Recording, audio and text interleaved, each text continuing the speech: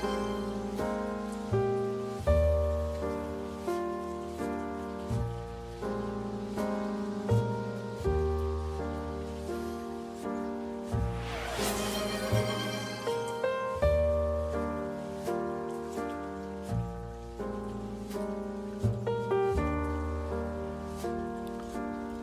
up, gamers? I swear it's not fake. It's real. It's real.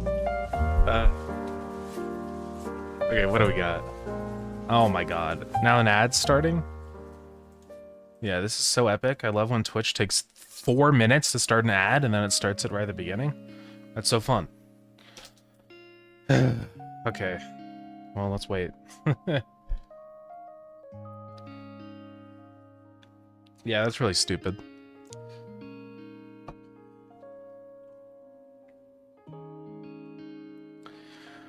Not a new setup. Just, I'll explain it again in a minute. Yeah, that's kind of unfortunate. Let's wait for the ad to be over, though, before I start blabbering on. It's always at the worst time. Come on, ad.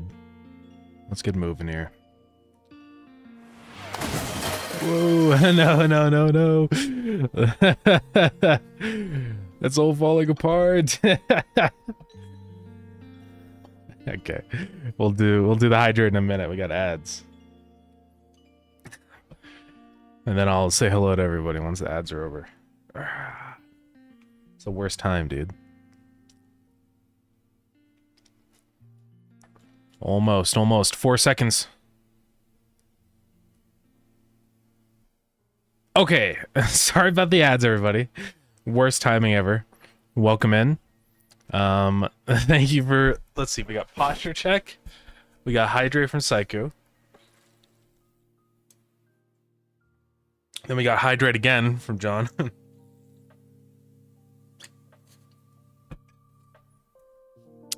So what's up, everybody? What's up, Cosmo, Abra, John? How's everyone doing? Professional Beaver, what's up? How's everyone doing? Welcome in. Definitely, yeah. Oh, man. Yeah, so anyways, to explain the background, I usually use this thing, NVIDIA Broadcast. It basically just, like, uses my graphics card to crop out the background, but... Also, my camera's, like, weird. Okay. But it's, broken. I updated it to 2.0 and it broke. It doesn't work with OBS anymore, so I don't know what happened. I tried uninstalling and reinstalling it, didn't do anything. So I think I'm just gonna have to try and download an older version. Excuse me. So wasn't done. Okay. I'm done now. But yeah, it's just broken, so I don't know. It's really unfortunate.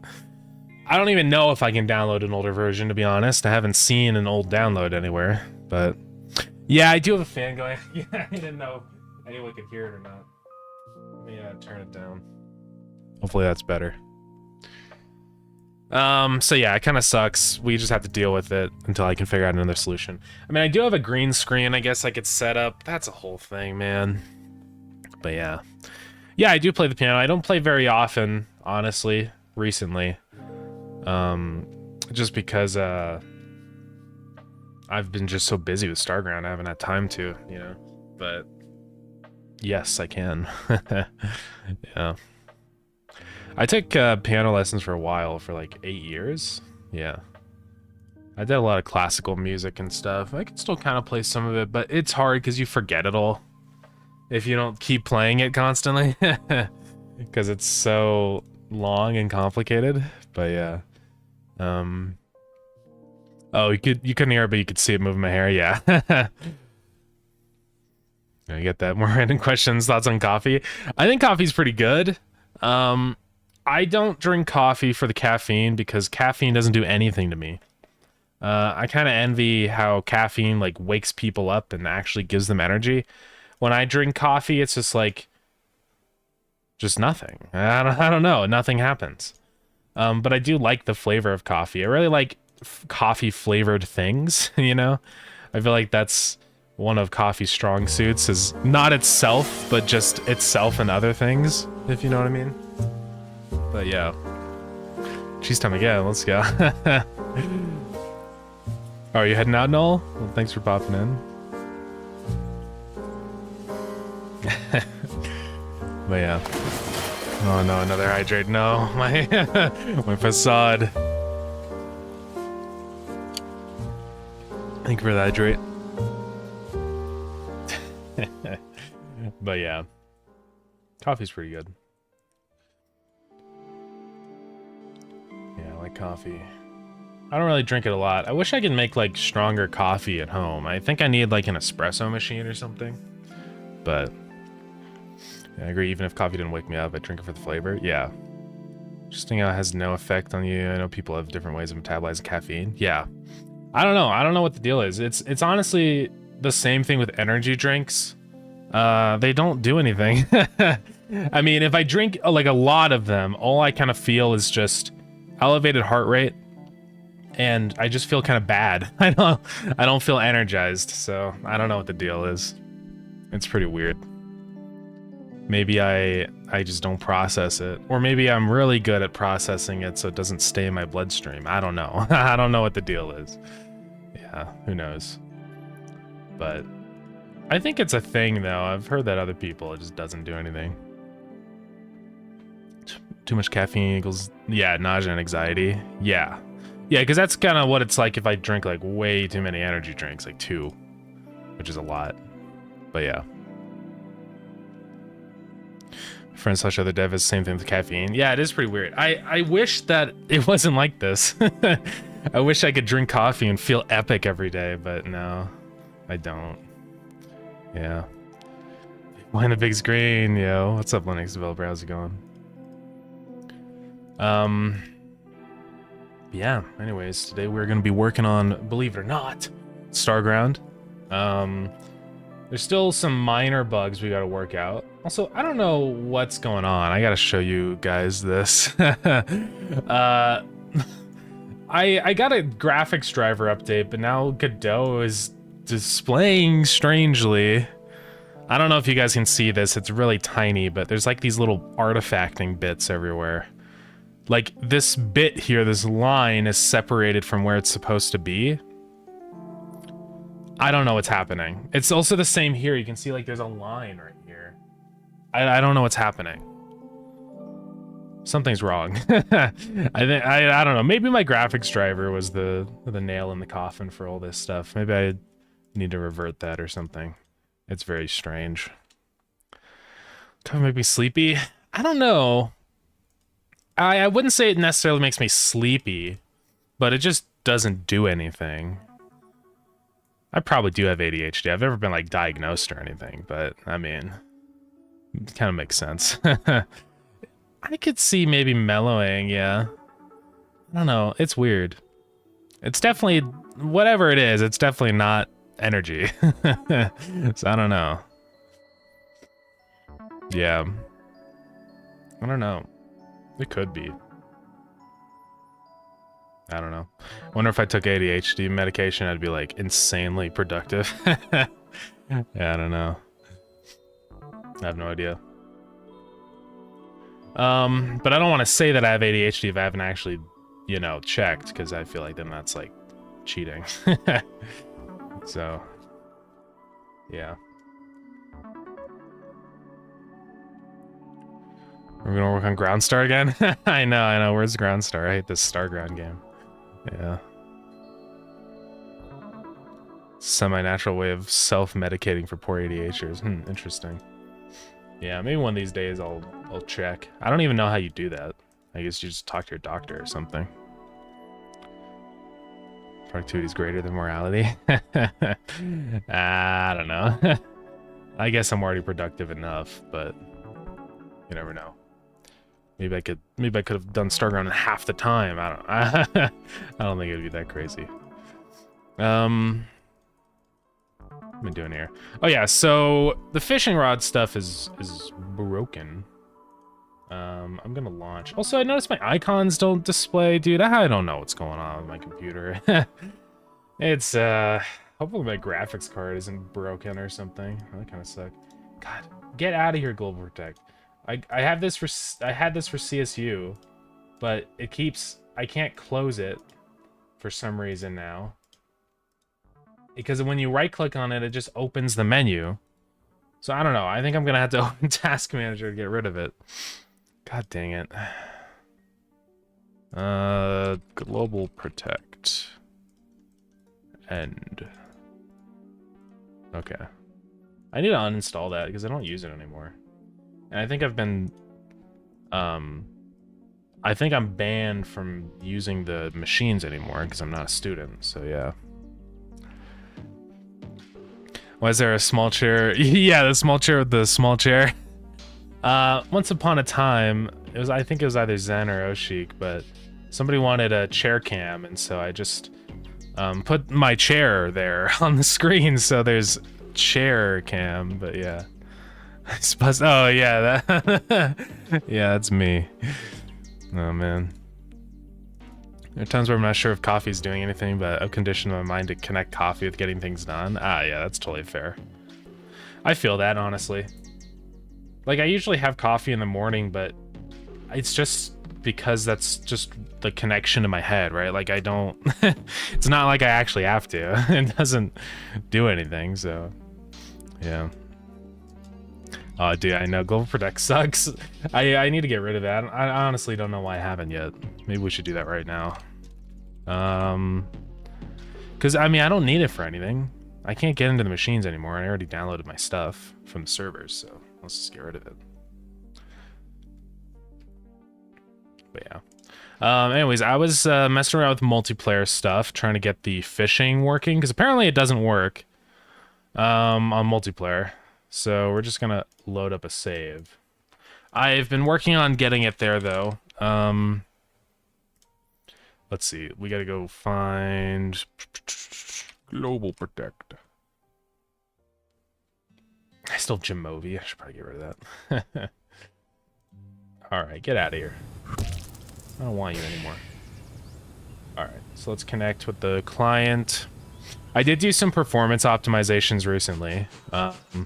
Now the fish, and actually any animal, won't process its pathfinding unless it's actually in the camera of the player. So that's actually kind of a good thing, I think, because you don't need these animals to pathfind if they're not even in view, because it just doesn't matter. So, yeah, I think that's for the better. It really does help with performance a lot, so... Okay, so anyways, we are connected now. So fishing, I'm kind of slowly getting there. It's not ready yet, though. So here we have our guys. Also, I don't know why this is happening. It's still... Okay, I don't know what's happening. I don't know why he's vibrating. That's not what I was talking about. What? He's the only one that's doing that. Okay, I don't know what's going on, guys. But for some reason the sizes aren't synchronizing, because on the server he's a medium fish, but on the client for some reason he's a big one. So I don't know what's going on. Because I have it set in here, so size will be synchronized on change. It may just be because size gets set again right here. So I'm just gonna say if is server, and that should probably fix it. I'll just say size by default is 0. It shouldn't matter, but just as a, you know, emergency. Oh, here we go. Goodbye, Global Protect. Alright. The whole team pop up. Yeah, pop on and play a game together sometime. That'd be fun. I don't know. Maybe eventually, yeah. Once I get multiplayer, not stupid. But yeah. So I do have the fishing, like...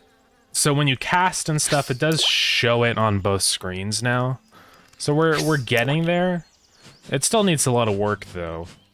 One thing that doesn't work... I mean, fishing totally works on the server. You know, and it's fine, and you can fish and stuff. It also works just fine on single player. I got really lucky with that. But here, you can cast, and it synchronizes on the server and stuff, but you can't actually fish. It's kind of a problem. It's like this guy over here. He doesn't care about the bobber. I'm not actually sure why, but that's one of the things that we're going to try and fix, is just make it so that they actually seek out the other bobbers. Because you can see he just doesn't care. And the bobber does exist on the server, so I mean, we should be able to get this synchronized up, I think. It's going to take a little bit of work, though. Okay, Global Protect is finally gone. I've rid my computer of that scourge, or whatever it's called. Yeah.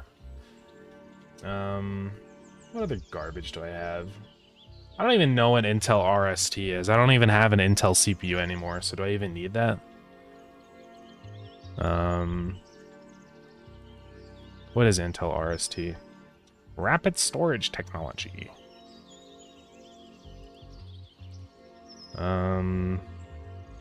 Windows may become unbootable. But is that only if you have an Intel CPU? Because it's only for Intel chipsets. And I'm probably not going back to Intel. Intel RST with AMD. Yeah, you cannot install it on... So I could probably get rid of that. I'm just gonna... Can I uninstall that also? Honestly, anything that's Intel I should probably get rid of. I don't know why this is so slow trying to search for apps. The Norpep log. Can't search. Oh, okay. Now it's gonna... Cool. Intel.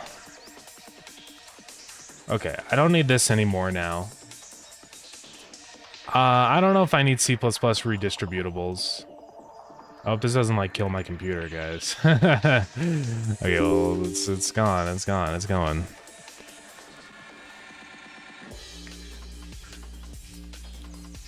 But I'm tired of all this garbage on my computer. Okay. So anyways, the casting and reeling is working. But yeah, we have to get the actual fishing mechanics working for the client. So I think I'm probably going to do this whole server side. It's just more reliable that way. There's basically two ways you can go about multiplayer programming, which is either you have things processed on the client or you have it processed on the server. So let's open up paint.net and draw it out. So I think I'm going to have all the fishing and stuff be done on the server, just because it interfaces nicely with the inventory stuff. Because essentially how it works is the client doesn't actually store any information, right? When I exit. And what I mean by that, so let's go ahead and just do the blackboard. Once my computer stops lagging, dude, what's happening? I mean, it's probably that I just have too many things open. I don't have that many things open. Maybe that I'm streaming. So we've got the server. Ooh, anti-aliasing. We got the server and the client. It's better to have everything important happen on the server and then you just kind of display it on the client. This is called server-side architecture. I like doing that more whenever I can. Yeah, Epic Helix. Just because it's more reliable. So you don't have to worry about like synchronization stuff because it's just everything here always happens together and like the same. There's nothing here is asynchronous, right? So you don't have to worry about when things happen and stuff like that. It just does its thing. Which is way better.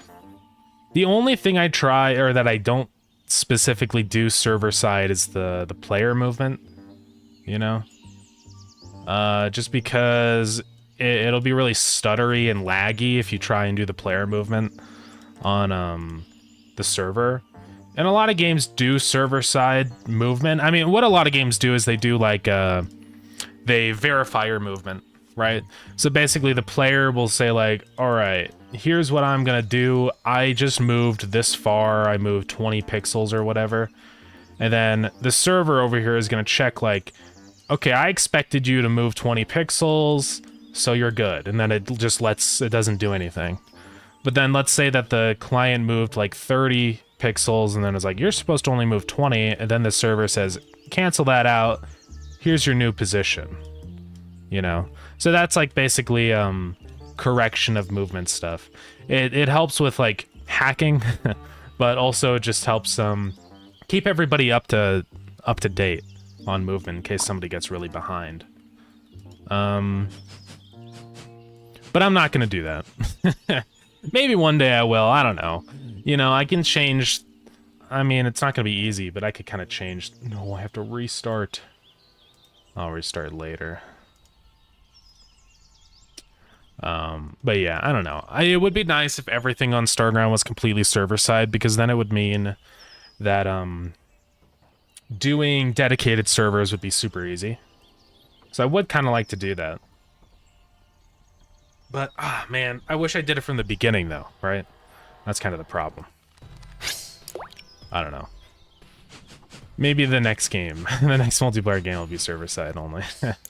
I don't know. Yeah. But at least I can try and get most things over to the server. I mean, really, movement's kind of the only thing that isn't server-side, so maybe we could try and do that eventually. Okay, but anyways, my point is that I want the fishing to be on the server. So, for some reason the fish aren't looking for that bobber, so we have to fix that. So we want to go into, yeah, the fish script and then see why it's not finding it. So what it should be doing every frame is it's going to run this whole script. It's going to say, if the bobber's not null, check all the players and get the bobber of the player, and then if it's, you know, all that business. Now, one issue actually is this is just getting all of the bobbers, which is odd. I really should just be getting the closest player. Well, no, not the closest player, because the bobbers are different. I guess this is fine, because it's checking if the position is greater than that. It doesn't check anymore, so it should be okay, actually. So I guess I'm just confused then why it doesn't even work then. Because here, let's just go ahead and print out the bobber, right? Because it should be working. It should be trying to find the bobber. So here, let's move this. I mean, you can see it's definitely finding both bobbers. So that's why I guess I'm a little confused on why this doesn't actually work with the client.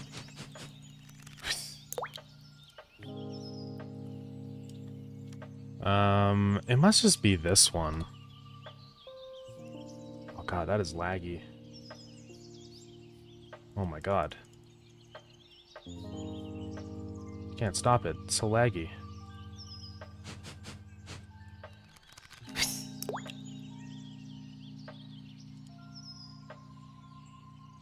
So I presume that it's just because it looks like it's still printing out both.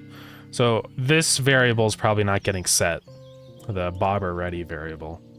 So I do have to fix that. Because it should be marked as being ready. Oh god. I don't know why this is so slow for this to... It's probably the grouping. Sometimes the grouping is actually really slow. It's weird. Sometimes it's fast and then sometimes it's not. Okay, so... we have to figure out why it doesn't get saved, or whatever's happening. Basically what happens is I've broken all the fishing stuff up into functions. So we have start cast. So whenever the client starts casting, it does all this stuff, right?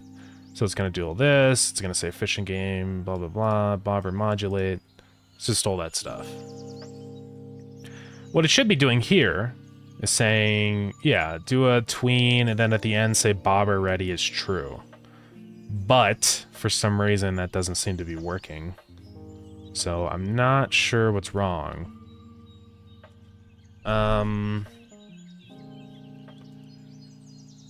See, I'm not really sure why that doesn't work.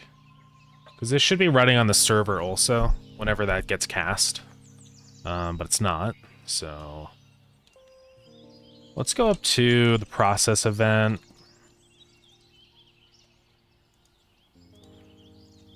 I hate when Godot does that.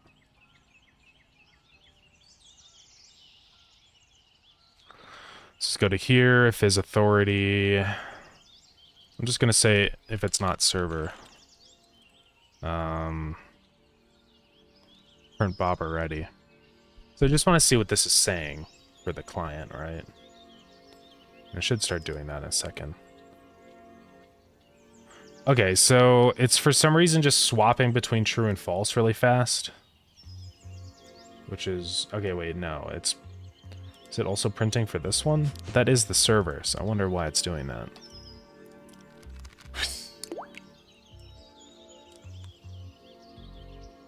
Oh, it's because we do want it to happen on the server. Okay. I forget there's 4 people here. I know it doesn't seem like it, but there's 2 in the client and 2 on the server. So we have to say if is authority also, or not authority, then print it. I just need to see what it's actually printing out, right? Okay, so that one's not going to do anything. So this one, it does print Bob already. So the variable on this player is being set as true. So it's not that. That's what's confusing about this. So I don't know why it doesn't work. Let's keep looking, I guess. So let's go back down to start cast.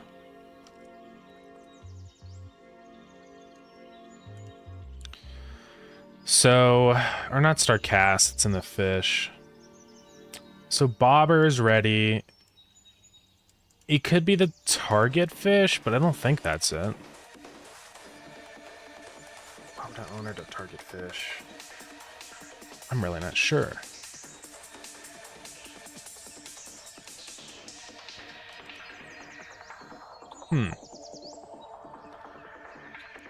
So I say for everybody in the players, get the bobber.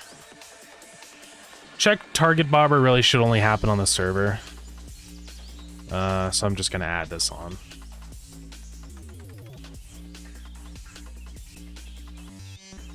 Maybe that's part of the problem. But they just don't care about the bobber. I'm not really sure. He just kind of ignores it. I know that it's getting printed as true, the bobber ready variable.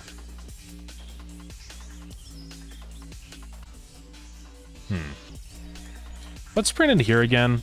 Now that I know this is only running on the server.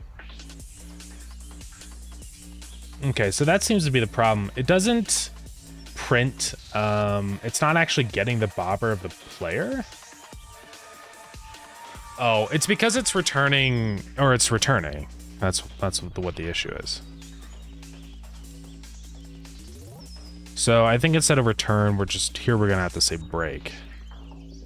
Because I don't want it to immediately return here. And that should work. Okay, so let's try that again. So let's watch this. I'll say, what's up, Louie? How's it going? I'm gonna watch from the server because that's kind of where we need to know.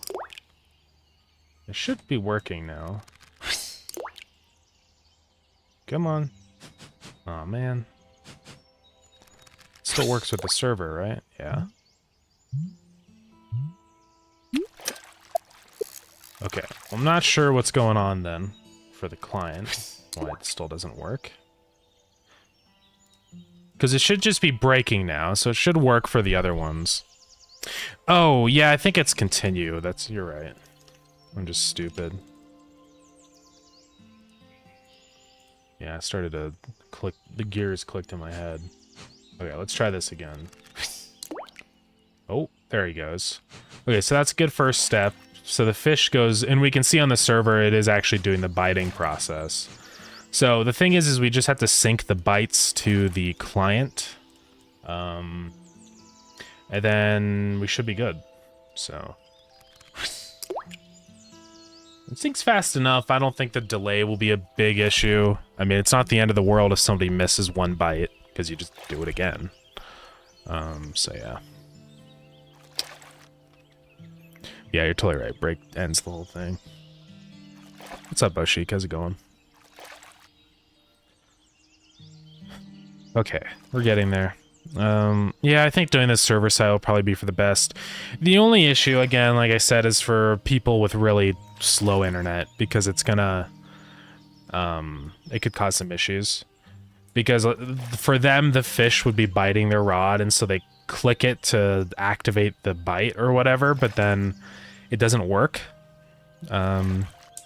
Because it's not actually there anymore biting. So that's the only potential issue with this method, but I think you gotta make trade-offs somewhere. Bracky's released a new video about 3D and Godot? Oh, I didn't know. It's cool. Yeah, I remember that first one he put up. I can take a look at that. I don't think I fully watched the first one because it's just a tutorial. Yeah, 3D games in Godot. Yeah, that's cool.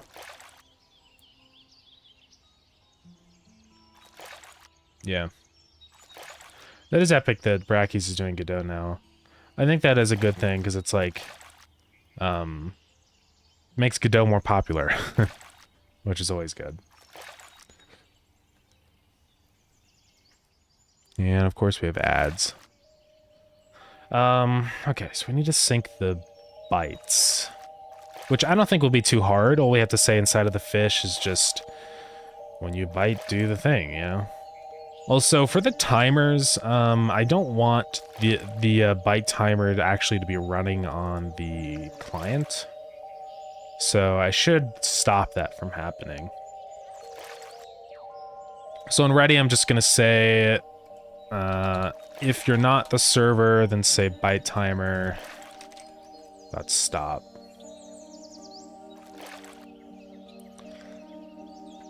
Okay. So every time here, when we bite, down in here, I'm just gonna move that stuff into a function, right? So the nibble and play and all that business. And then we do have cancel bite. I'm not sure how I'm gonna synchronize all that yet, but we'll figure that out. So, but yeah. Okay, ads are over, my apologies. Okay, so let's just get started with this. We're gonna start with @RPC, call local, function, nibble.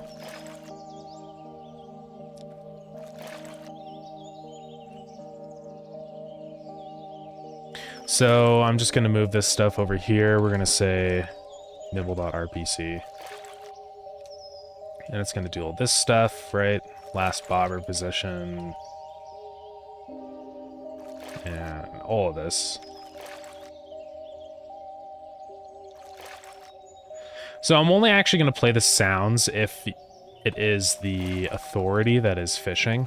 Just because it might be kind of confusing if this stuff happens and... I don't know. It'll just be weird. So if target bobber... We don't actually have target bobber as a thing, do we?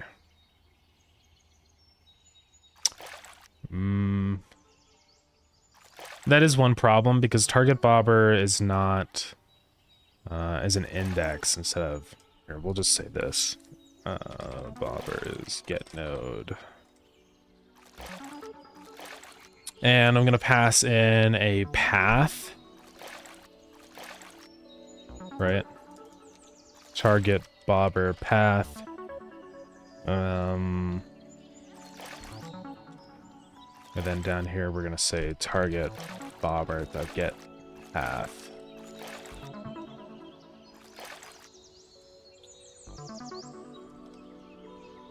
Okay.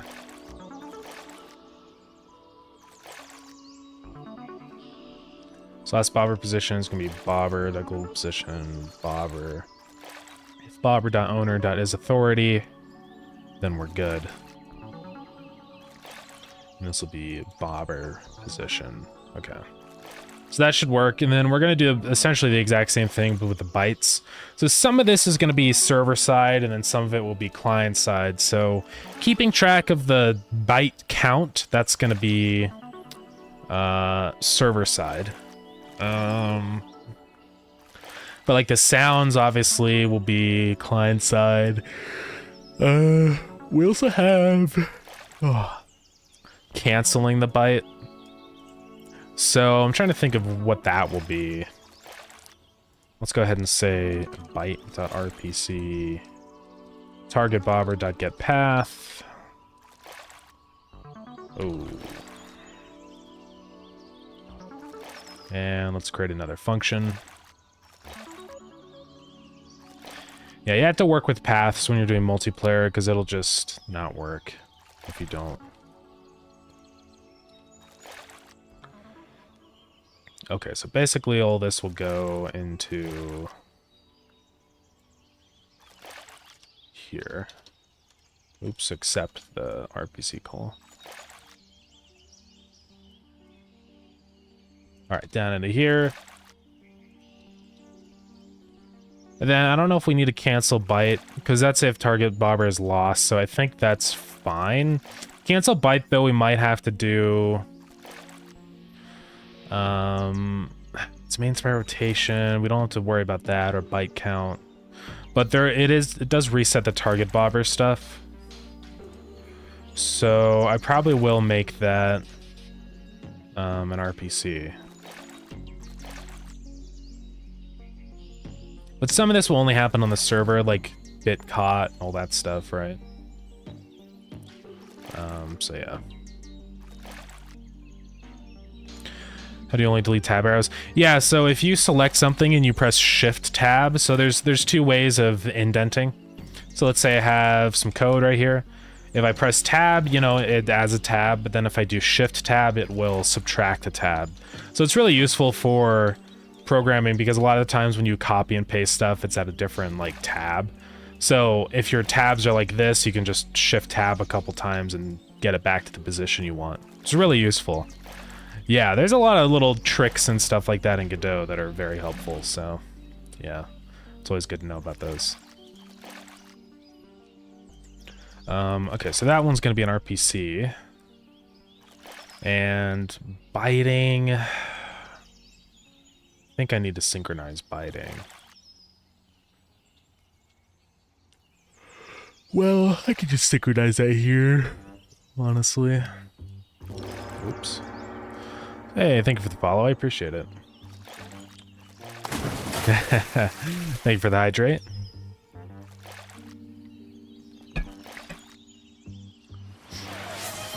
That was a really delayed thing. I don't know why it took so long. Yeah, because I don't want to mess with byte bit caught.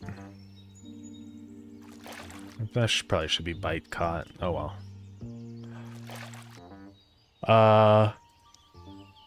Biting's false. Well, actually, I think it's fine because on byte, that's where we say biting is true. So we actually do want to set biting to false here. But I'll do this stuff, so... yeah, I mean, we don't really need to mess with that. I'll just say if it's server, then do that stuff. Now we also need to pass in the target bobber path.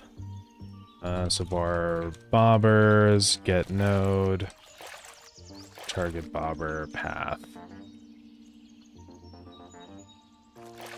And this is where we're gonna replace target bobber with all this stuff. I guess that's gonna be get node or null then. All right. And then I think okay, I didn't do it up there yet, so let's do that.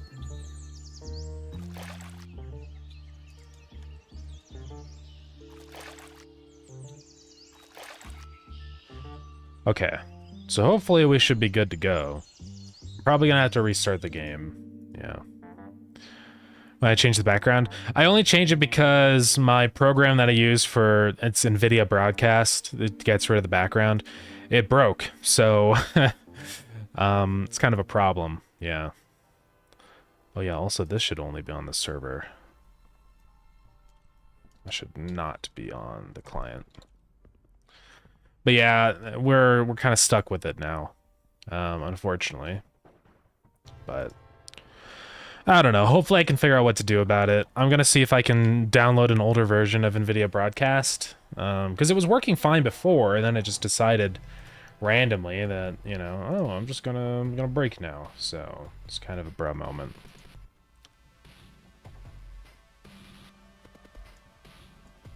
Okay, so we don't need that. I'm just running through and checking everything here. So check target bobber only runs on the server. Byte timeout, now we'll do byte.rpc. Cancel byte.rpc, we need to do get the path right there. And cancel bytes, yeah, on RPC. I think that's the only place I use cancel byte, so we should be good there. Okay, now the issue though is that okay, what it does here is on byte, it'll say bobber.owner.bitfish is self. But I need to send that RPC back.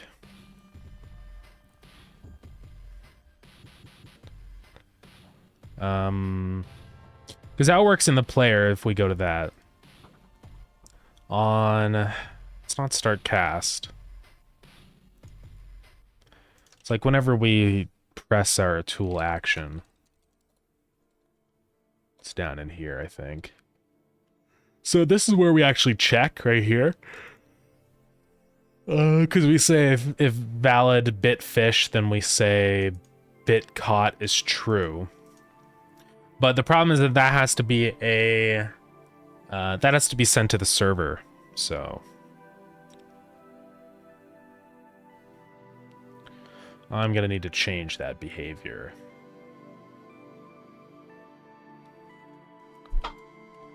So it's actually fine if we check if that's valid, but for saying if it's not caught, that's fine, but I do have to put all this into an RPC, I think.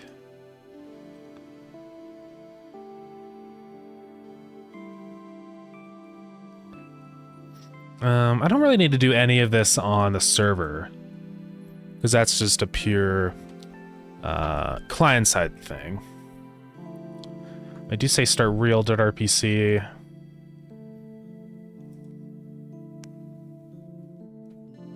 Okay, let's just add another quick RPC here, which is long set bit caught.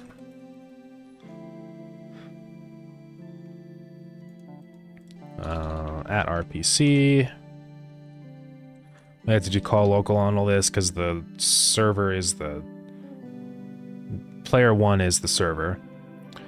So now we're gonna say set bit caught will just be status, then bit caught will be status. Okay, so hopefully that works now. Then back in the player script, we're gonna say bitfish dot set bit caught to RPC true. It's gonna create a timer. It's gonna do all that stuff. It's gonna say the fishing game is active. So that's all good. But now in our fishing minigame, we don't have to worry about the actual middle part, but when it ends, we have to change how that works. Because it's gonna do this stuff. It's gonna say caught item ID is fish ID. That's actually fine. Yeah.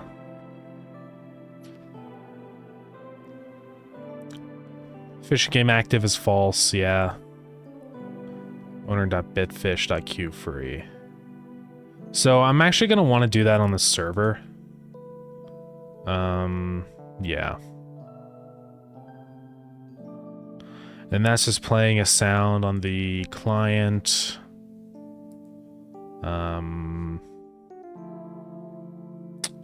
So that should be fine.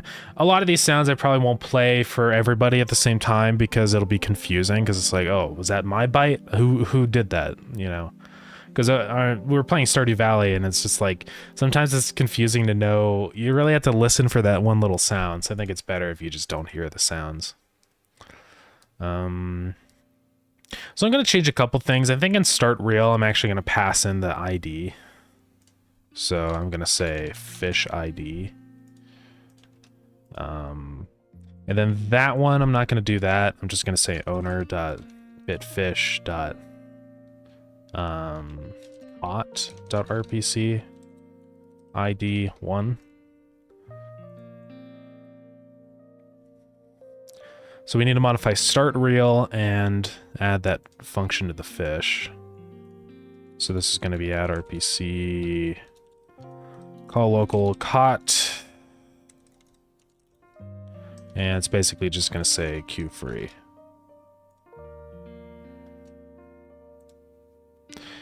I don't think I can do queue free as an RPC. So yeah, that's fine. And then now we need to do start real instead of the player. So that's going to pass in the hot item ID.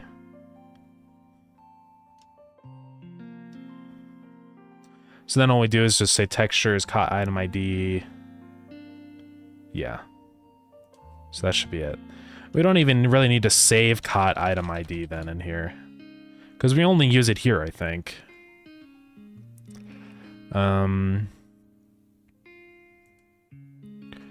Should we do it there? We say caught item ID is... Well, that's actually where we do it in here. We say start real, nothing.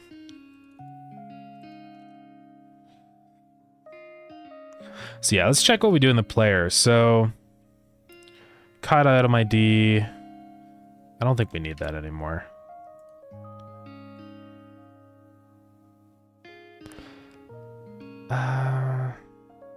Cancel phishing.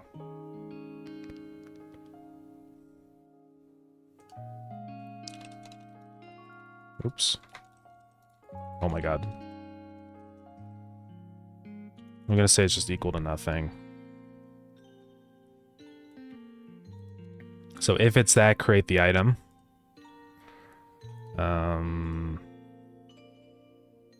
Yeah, I think we're good then. So here, when I say cancel phishing, I'm actually going to say .bind caught item ID. And I actually have to make sure that it only does that on the server.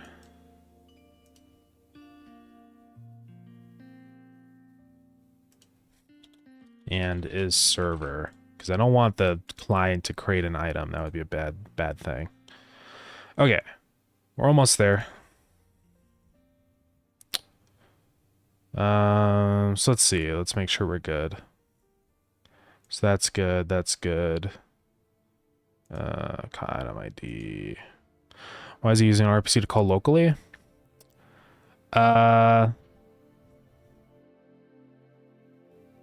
In which place? Also, let me make sure that this is good. Okay, yeah, it sets the texture back to null, so we're good there. Right here. Because start real has to be played for both the server and clients, so that... Because basically what this does is it changes the bobber, it sets the ready state, and it also starts the, like, the reeling animation, so that does have to happen on both. So yeah. And same with cancel phishing, that has to happen on both, but I check if it only runs that one line of code for the server though, because it's creating the item. So yeah. Okay, we should be good to go. I don't know. Hopefully this phishing stuff works. We'll see. Let's try it. It might crash. It probably won't crash, but it might just not work. RPC stuff doesn't usually crash. Unless for some reason we lose the path of the fish or something. That could happen, actually. So maybe.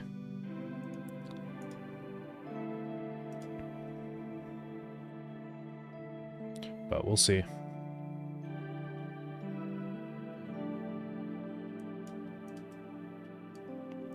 But hopefully it works. Multiplayer. Let's host that one. Join localhost. Wait for it to load.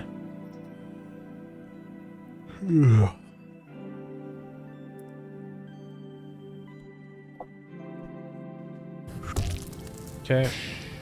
Join. I actually kind of do want to see if download. Yeah, did they have older versions of NVIDIA Broadcast? So I'm getting tired of it.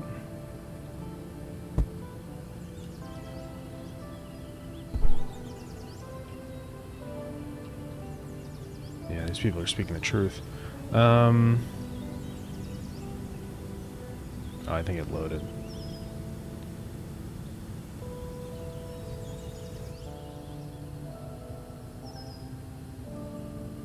Yeah, how do I get the 1.4 version? That's what I was on when I was working. Uh-oh. Lost connection to server. Excuse me. Let's try that again. Dealing with sockets is always... I know, it's... multiplayer stuff sucks. Because it's like programming two games at the same time. Because the client and server are completely different things, you know? So it's like... trying to make it all sync up and stuff is just a nightmare. Yeah, if I didn't do multiplayer for Starground, it would have been going much faster, probably. But that's okay. It's too late now. Okay. So let's try this out.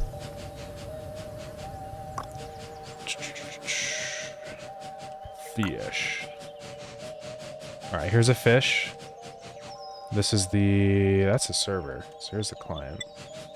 So let's see what happens. I cast too far.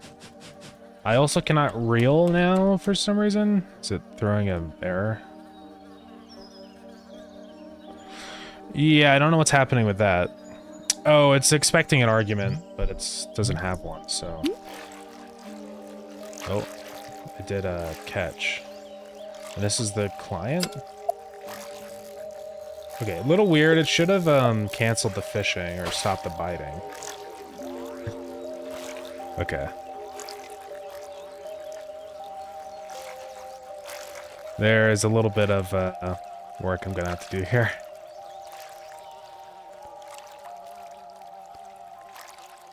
Oh, because cancel bite, I pass in a path.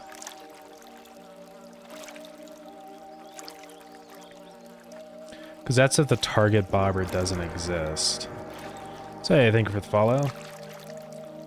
So I'm gonna have to say, yeah, bobber's that, get node or null. Then only do the bobber stuff if bobber. Okay, so we should be okay there then. Okay, well that was an epic fail.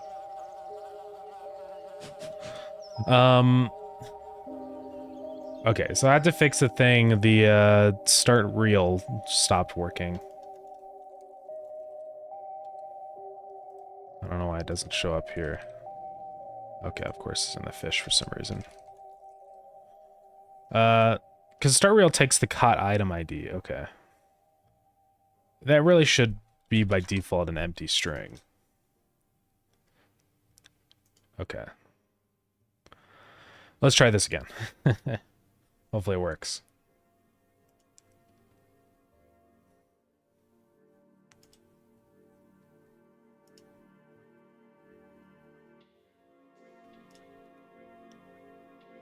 Oh,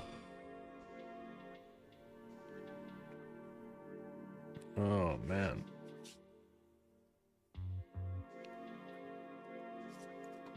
Okay.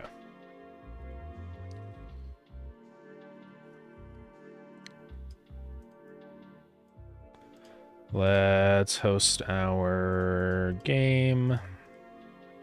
Join on our game. I think I realized something that's actually making the loading slower on the client, which is that it's running the animations for all the buildings summoning in. Which it's not supposed to do. I think, I can probably find a fix for that. We look in buildable.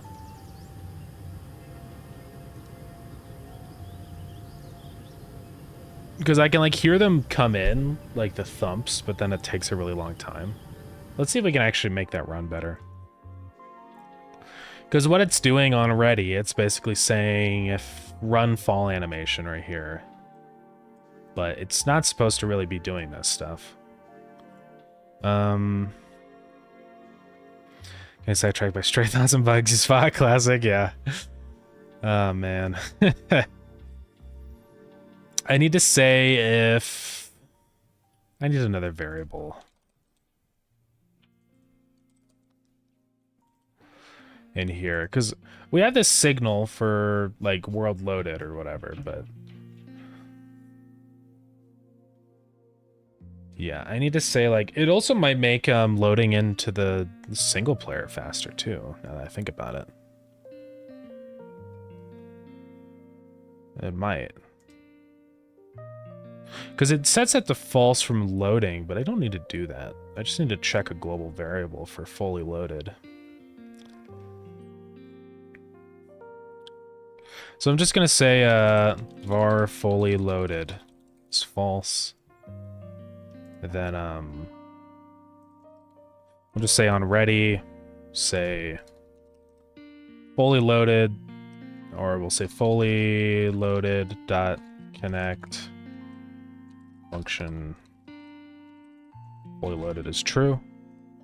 And then whenever we exit out of the game, I'm just going to go ahead and say fully loaded is false again. So let's go to the multiplayer script. I think we just need to go into reset something, reset, load game reset. Let's say global.fully loaded is false. And then now what I can also do, which it might speed up loading just a little bit, but then down and where we do instantiate object or something, initiate object. Because before, what I would do in here is I would set right here, because this would actually be a nice little thing to get rid of, because it's checking if it's buildable every single time, which is just kind of not good. So I'm actually just going to comment that out. And that should be a little bit faster, I think. It's not going to be that much faster, but, you know, it's just better not to do that. Because then now down in here, I don't have to say if run fall animation. I just have to say if global dot fully loaded.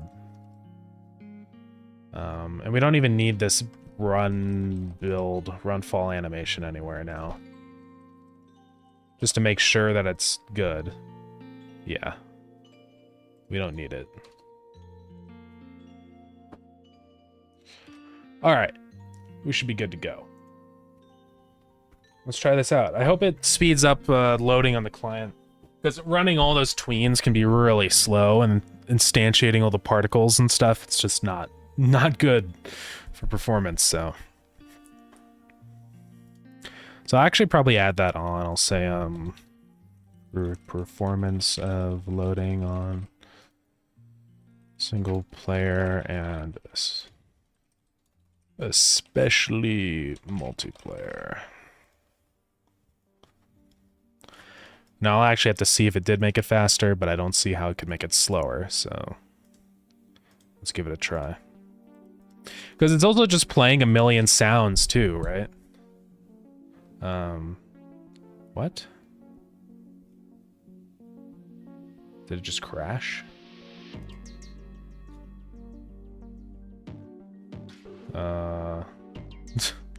I guess it did. Cool. That's fun.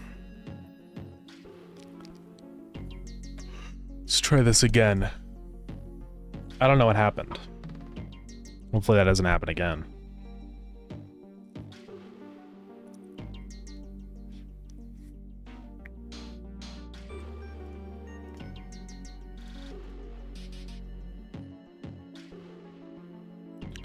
Okay, I think it's fine. Sometimes there's some quirky crashes like that. So let's see how long it takes to instantiate save data. Okay, it's about the same. It wasn't particularly faster for single player, but hopefully for connecting, it should be way faster now. Let's see though.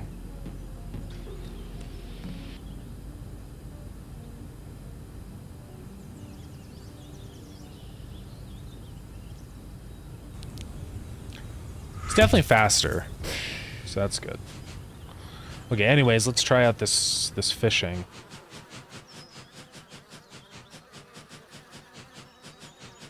Okay, here's a big fish. Alright, let's try it out. This is the client? Yeah. So he does get stuck on biting, which is weird. That shouldn't really happen. Oh. And it just canceled the minigame for some reason. I might have accidentally just swapped my tool. And I can't click anymore. Okay. I can just walk away and break the line.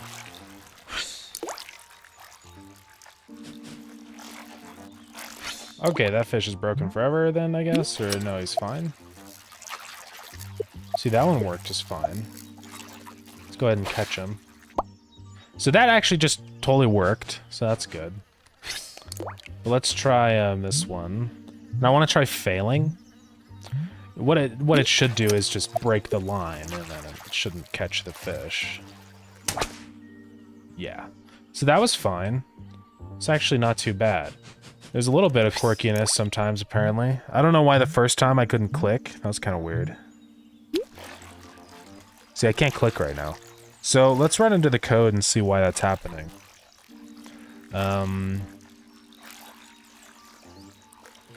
It's down in, like, fishing. Let's go to the player script. Is there already unit test GD scripts? That's just not a thing you generally do in the environment. Unit testing is definitely not as common with game development, but it is still something you can do. To be honest, I just haven't. I haven't tried.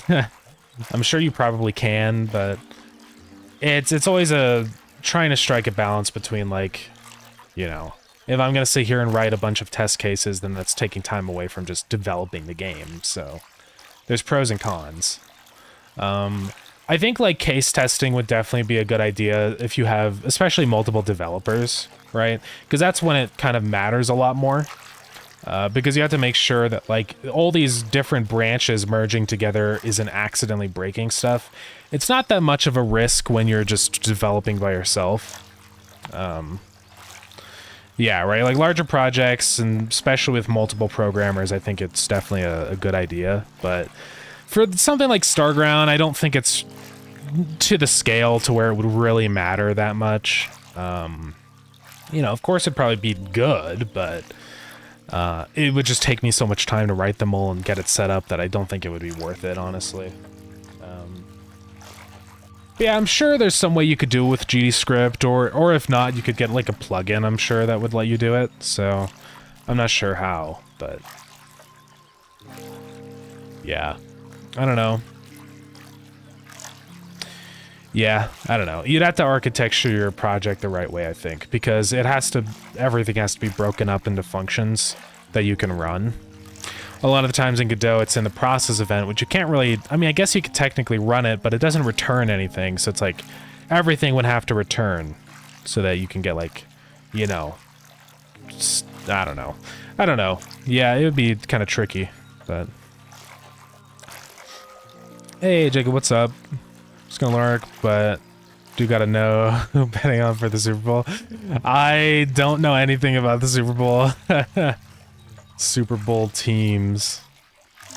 I'm gonna bet on... I didn't spoil it, did I? I don't think it's over yet, right?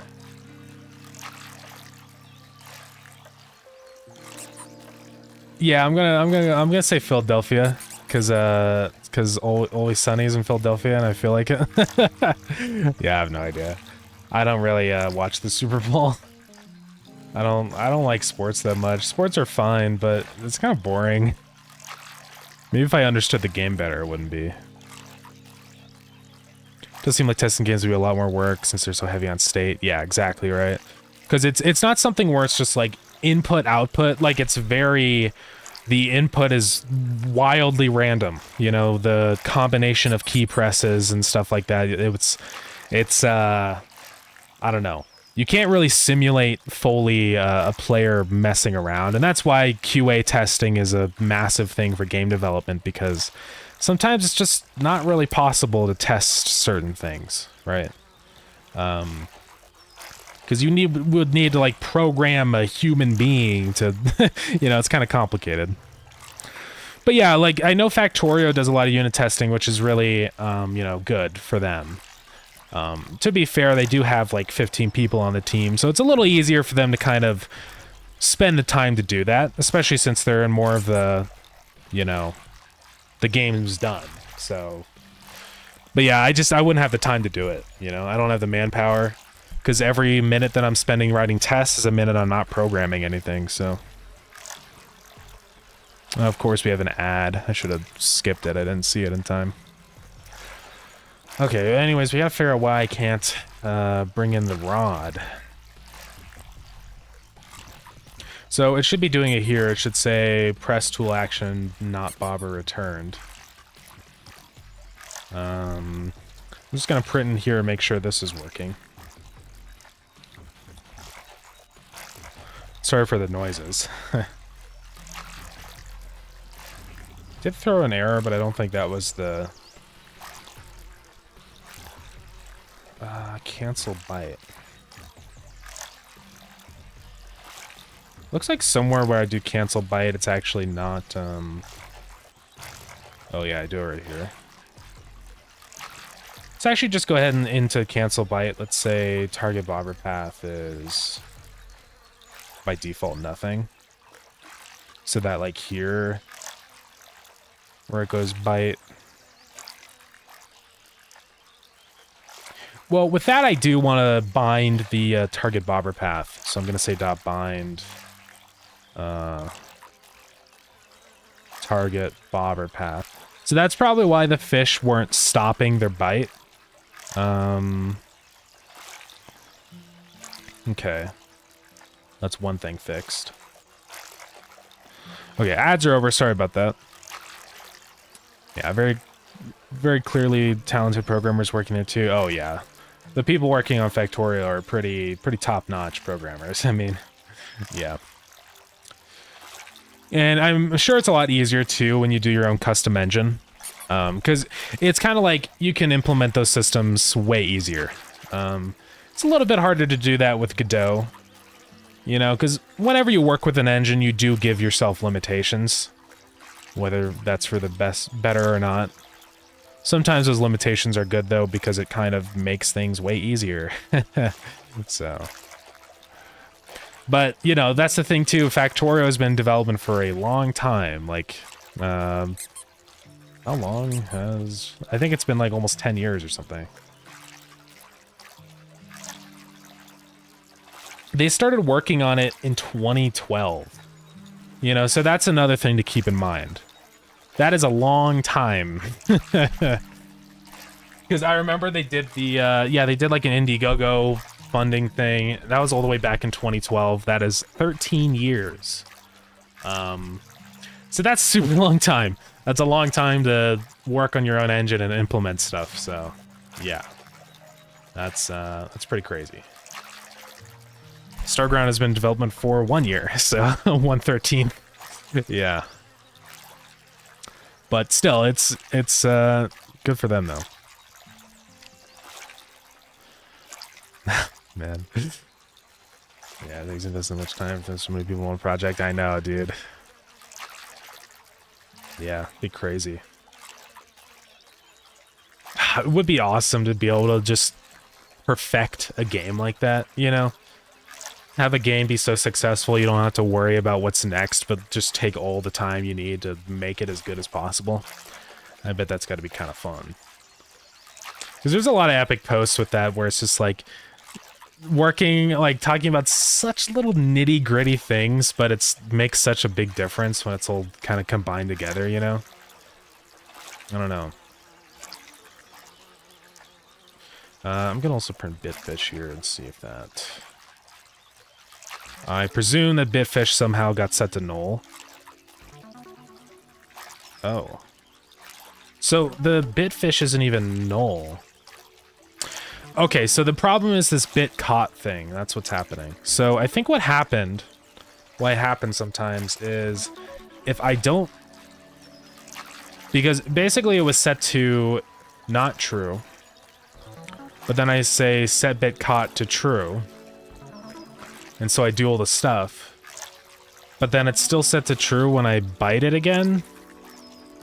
So I think what's wrong here is that in bite or cancel bite, because I say bit caught, I set it to false but only in the server. So I actually had to make that happen to the client too. I believe that's the problem, but it's hard to say. I do actually want to try... Let's get away from this fish for a minute. I want to see if this fish will give up. Okay, he just decided no.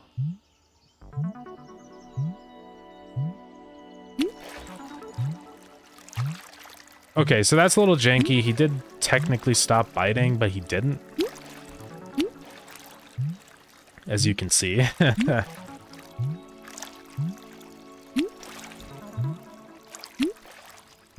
I probably just need to restart the game. Because here it says, okay, so this is what it does in the timer. It says right here, it's going to say byte.rpc. And then inside of the byte, it's going to say, do this stuff, right?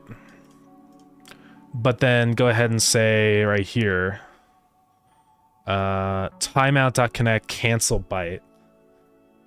And then, oh, I'm not doing cancel byte as an RPC.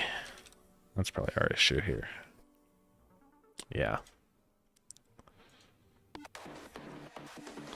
Okay, but that should work, I hope.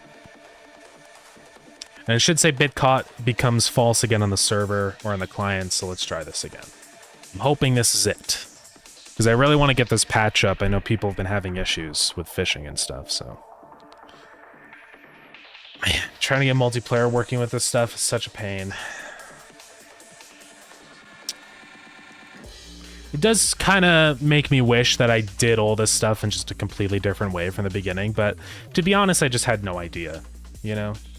So I can't get too disappointed in my past self because I've never done multiplayer before, you know? But now I kind of have the experience to where I wish what I did is that I made everything completely server-side, right? Because how it is now, it's kind of a pain because it's... Stuff is like the player is the server, and I wish what I did is just made an internal server. And then... have like a single player you're connecting to an internal server, right? And then obviously multiplayer, it's easy because everybody is a client, right? And so you don't have to like program two different types of players. You just have the one. It's server and client, and then you don't have to have this weird combo player server thing, right? I don't know. It would have been way better if I did it that way, but I just had no idea. So it's pretty ambitious looking for first multiplayer. Especially for a small team, yeah. I appreciate it. It is definitely a lot of work for first-time multiplayer, yeah. It really got complicated. But, I mean, it's going okay. I mean, the multiplayer does work, but it's just... I would have done it in a different way, you know? Okay, so it should bite and then cancel. There we go. Seems like it went up way too much. It's slowly raising up. I'm not sure what's happening with that. That's a little weird. But it is working. Okay, he's still biting, though, for some reason. Okay, I don't know what just happened. I wasn't able to click again. Epic. Okay, I gotta make sure wherever it does cancel bite on the fish that this is going to be an RPC. So bind target path, cancel bite, cancel bite. It's also just search everywhere, cancel bite. Should always be an RPC. So it should be fine. It is doing cancel bite everywhere. I don't know why though. Because, this is weird. Bit caught.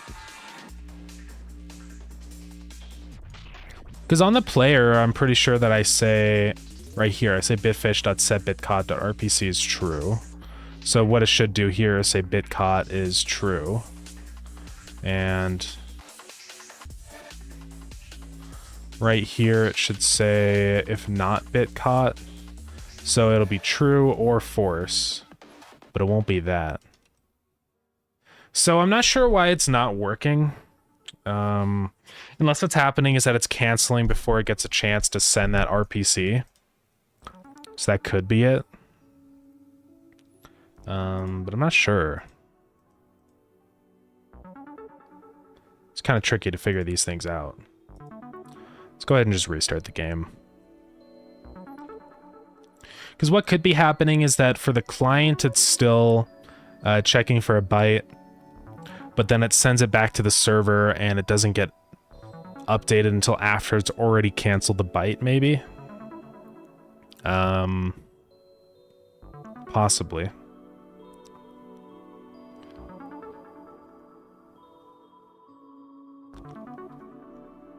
And it also might be because this happens twice, doesn't it?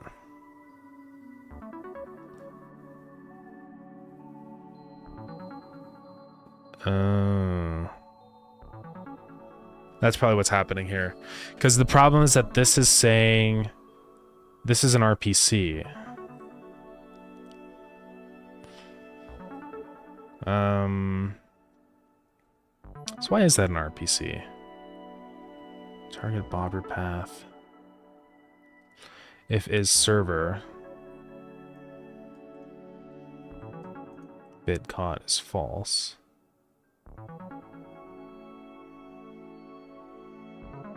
I don't think that needs to be an RPC, actually.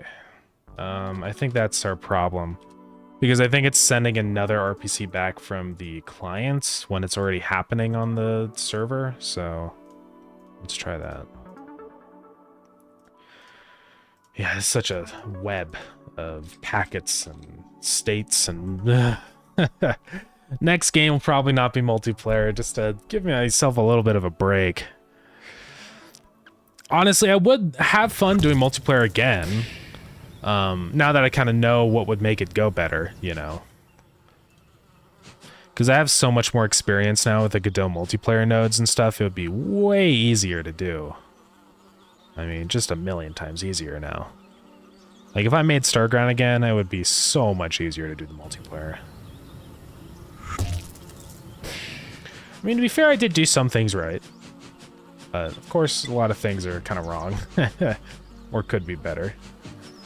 Okay, here's a fish. It's kind of far away.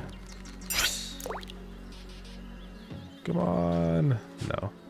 Oh, he's coming back? No, he's gone. Here's one. Get over on the server. No, come back. There we go.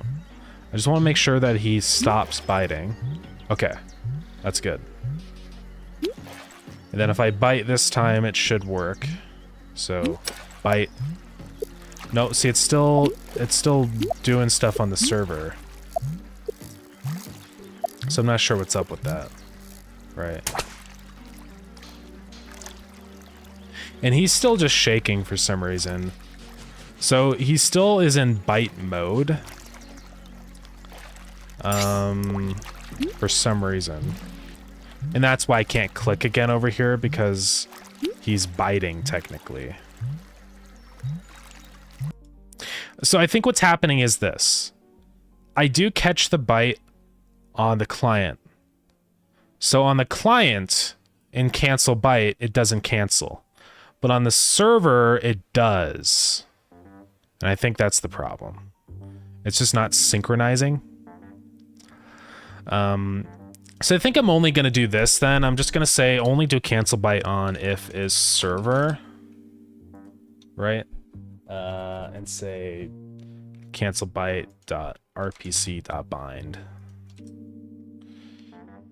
So hopefully that'll work.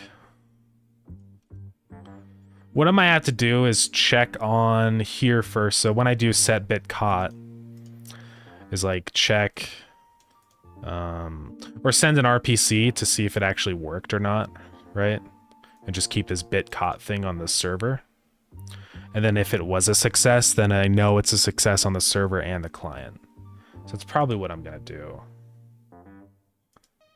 So I'm probably gonna say in here like check bite or something, right? Or try catch.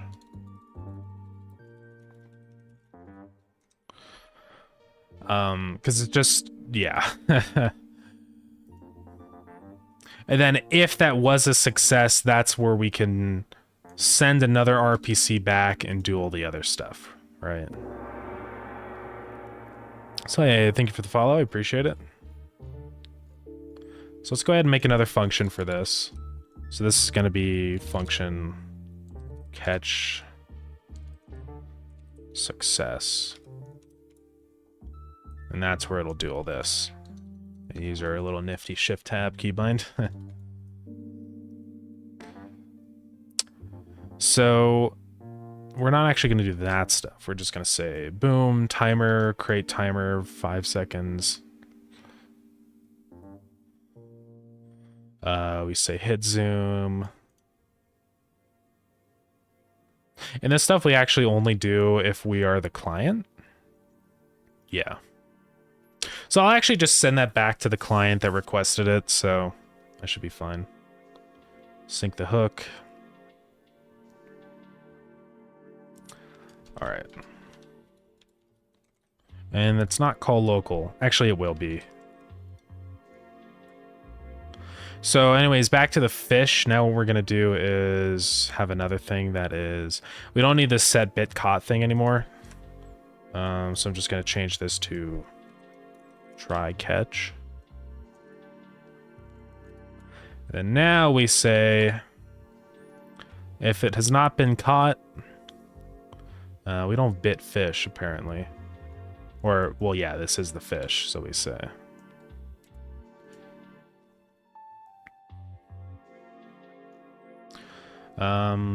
What's the other thing? Because we do it here, we say cancel bite.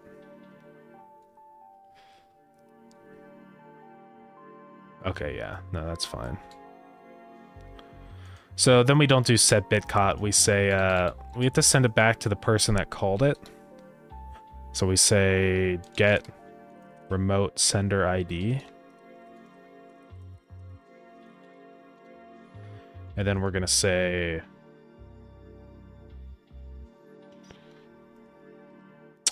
so we will have to call that on the right player. So I'll just say var ID is that. And then var player is get node or null. ID. Actually, we have to do that from get parent, that get node or null. And then if player, we can say player dot catch success, the RPC ID, I believe is what we need to do. So basically it's going to say, okay, if we successfully caught it, go ahead and send that success thing back to the client. Hopefully that works. So basically I'm just moving the bit caught stuff from being... So why is this one an RPC? Oh yeah, that's actually fine, but we do want to say NEP on this. Okay, let's try this again. How do you make a multiplayer game in Godot? It's a lot of work, as you can see. But I would start with the basics. I would start with like getting just the connection stuff set up. There's some good info in the documentation for Godot. And definitely use the nodes. Use the Godot synchronizer and spawner nodes because they're very good and they make things easier. So it'd be a shame if you didn't use them. Because I spent so long initially like trying to figure out how to use them, and then I realized like, oh yeah, I actually should have used these for practically everything. So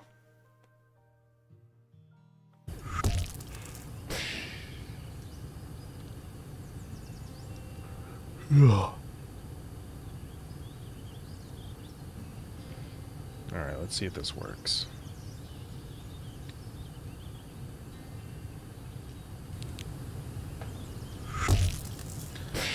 I hope it does.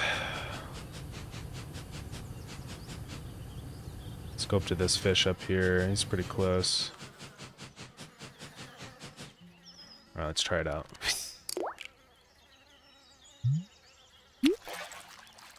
Okay, it died.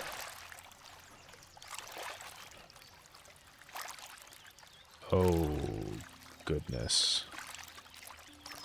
Okay, first off, try catch did not work.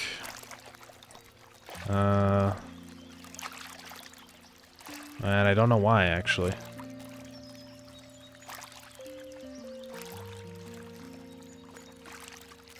Because bitfish should be that. And I actually have to say .rpcid1.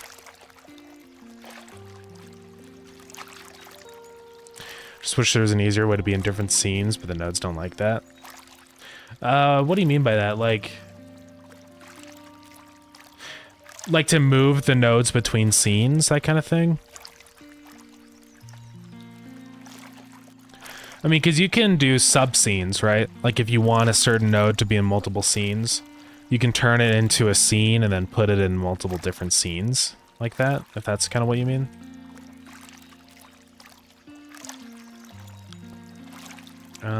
Okay, so I don't know why that crashed. What did it say? Did it just say... Okay, it didn't actually say anything. It just said this. So it did byte.rpc, target bobber.getPath. Apparently that was null.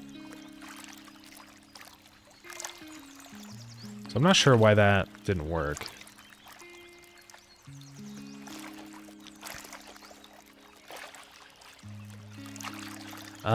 That is kind of weird.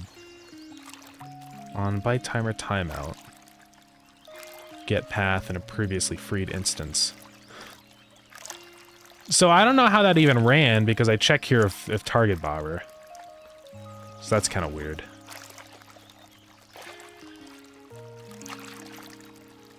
I guess I should check here for the bobber, get node or null.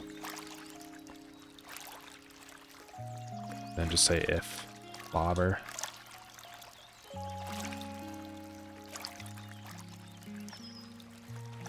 Or should we only do any of this stuff if bobber? And then same with byte, if bobber. Then do that stuff. If bobber.owner is authority. And then here too.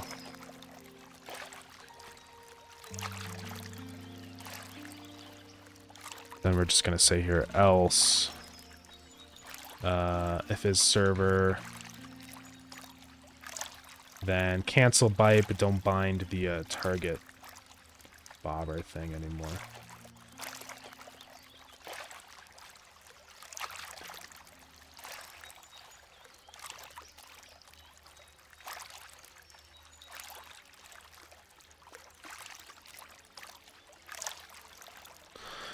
Okay, let's give that a try, I guess. Hopefully that'll fix our issues. The nodes have to be present and in the same node path on both client ends. Oh, yeah, specifically with multiplayer. Yeah. Yeah, that is one thing that is kind of annoying with the nodes, is that it has to be in the exact same configuration. So yeah, it can be kind of annoying. I mean, there's definitely ways around it. I've been able to do everything in Starground with... you know, not having to worry about that stuff. I mean, you can have nodes that aren't synchronized on both, but it's whenever you want to send RPCs or do any kind of multiplayer stuff with each other, that's when it does matter. Because, like, I have plenty of nodes in here that if it's just client-side, you can have it be in a different position. But yeah, if you're trying to synchronize variables or the spawner, then you have to have it in the same... Which is kind of annoying, but I get why. I mean, yeah. I do wish, though, that I could do, like, different, like, worlds. Because how it works with Starground is all the places in the game are just kind of in static locations that are just kind of around in the game world. Because it's the only way I can see doing multiplayer and have it still work. I wish I could have, like different, like, dimensions, you know? I don't know how I would set that up with Godot multiplayer. I don't know. Yeah, it's kind of tricky. Okay, let's see what happens over here now. Hopefully it doesn't crash. Okay.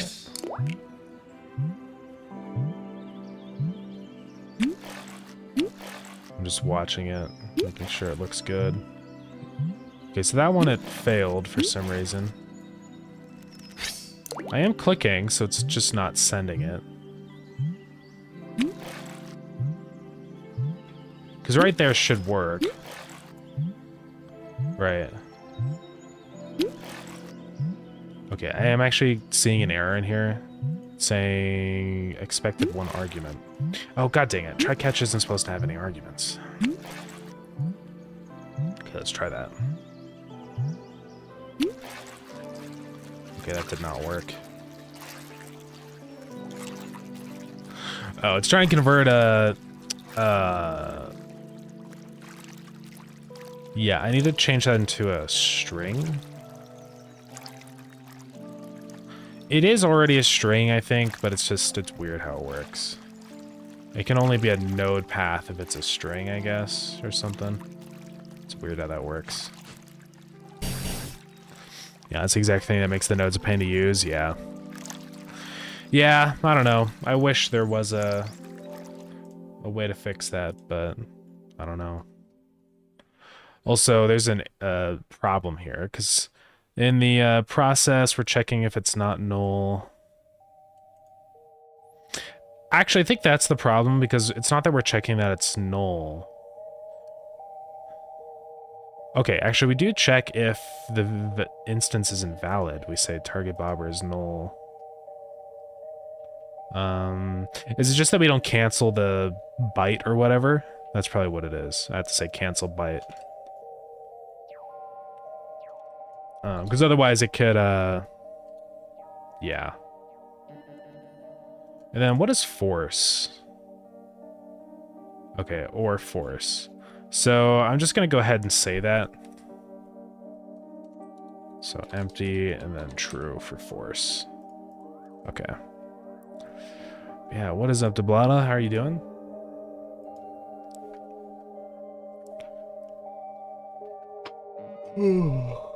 We are currently just working on some fishing stuff. Right now the fishing with multiplayer is a little broken, so I'm trying to get that all worked out.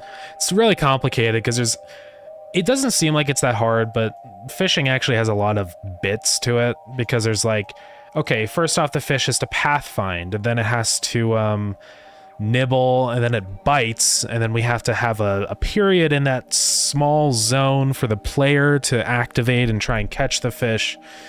And trying to just sync that up on multiplayer and server, making sure that it's all good and doesn't break is actually really hard. But we're getting there.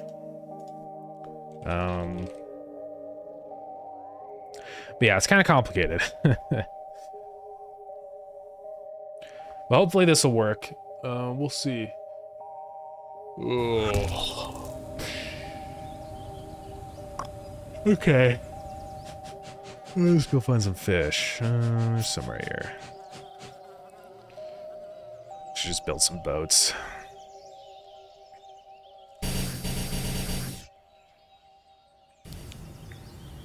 Let's snooze that ad. Alright, let's see what this does now. Hopefully it works. So he's nibbling. I'm just gonna let that run. Then right here when he bites... Okay, it didn't work. Okay, this is the problem. So it worked on the server, but then on the client it didn't work. I'm not sure why. It could have said that something happened or didn't do it right. Okay, catch success is not allowed on node. Oh, it's because the player is the function in here in catch success. It's call local, but it has to be any peer because the server has to be able to tell the player that it was a success. So I think that's the problem. We'll go ahead and give it a try, though. Let's just restart the game. Actually, I don't know if it'll work. Also, why is this not... What is going on?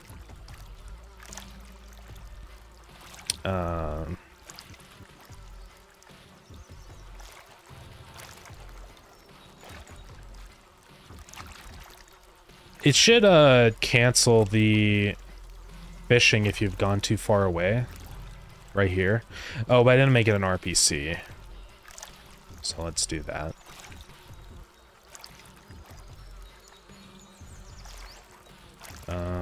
Okay. And I think I want that to be forced. Because it doesn't matter whether the fish has been caught or not. If you go too far away, it should happen regardless. So let's do that. Okay. I'm gonna have to restart the game again, I think. Let's try this one more time. This better freaking work. And then I don't even know what we're gonna do after I get this fixed. I mean, we're gonna upload the patch. But I don't know. We'll have to figure out what to do next.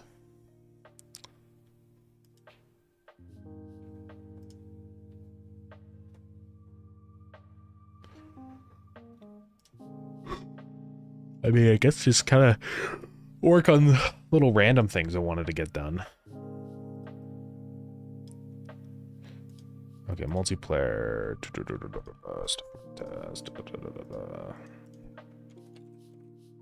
And the game crashed. Epic. Love when that happens. I don't know why that happens sometimes. Whenever I host, there's just a chance that it closes out. I don't think it's an infinite loop thing, but I don't know. That's what's always annoying about the infinite loops, is it doesn't tell you if that's why the game crashed. I don't know why. It really should, though.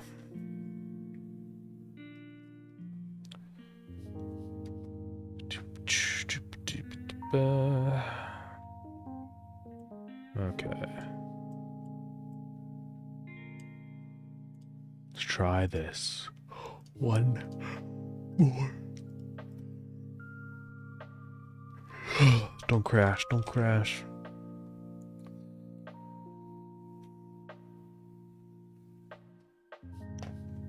I think we're okay. Alright, let's connect. I wish there was a way, after you've already opened the game, that you can open up another window. Because it's kind of annoying where sometimes I just have one, and I wish I could just add another one on. I don't think you can, though. Alright, where is a fishy? Some fish down south.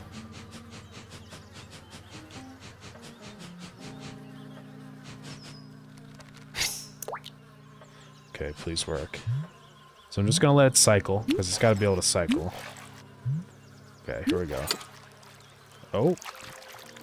So it did do it, but then it canceled the fishing. Which is, I find, very odd. No, he's too far away.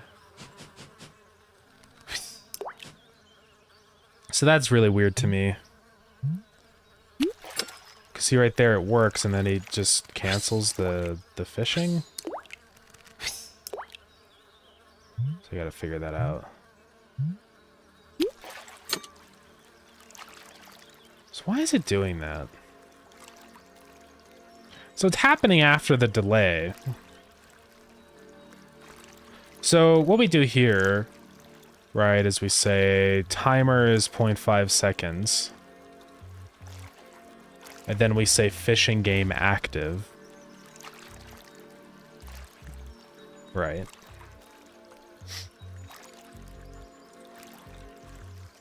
Now, something I do notice is it looks like it's still canceling on the client. Because over here you can see, if you watch it, he's like broken now. Because we catch it and it stops, but here it goes white again for a second, so it looks like it's failed. Right? It's really weird. Because if we watch it, right there, it goes back again. So somehow the timer is still getting activated on the client. It shouldn't be, though. Let's go look at what's happening. So basically, whenever the bite happens, it goes in here. It says bite timer This is where it does it. The byte timer should not be running on the client, as they say byte timer stop right here. So hopefully that's not the issue. I'm also just to be safe, I'm going to say byte timer dot auto start is false. So, and let's also say byte timer dot one shot is true, just to make sure it's absolutely stopping. So it runs the thing, it does byte, and then that's where it happens down here. So it's going to check the stuff. See bobber.global position. Bobber.owner.bitfish is self. Byting is true. Play the byte noise. So if we're on the server and there's a bobber, it's going to do a 0.75 timeout. Oh, it's because it's doing cancel byte.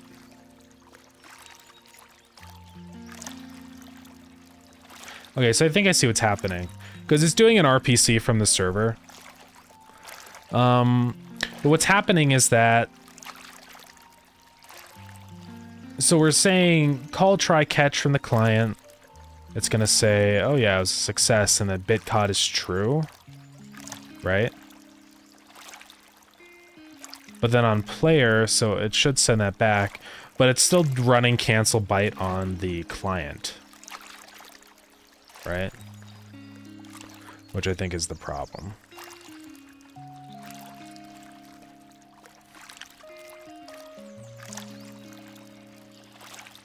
So I think I actually want to add on to cancel byte. There's gonna be a bunch I'm gonna have to change. I'll just say bit caught. By default will be bit caught.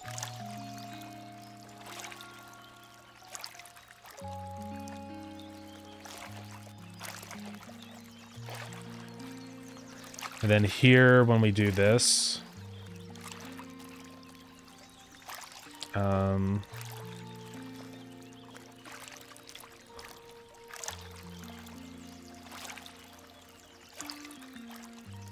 yeah, we're going to be sending in whatever it is on the server. So it's going to be an empty string. Force will be false, and then we're going to send in bit caught.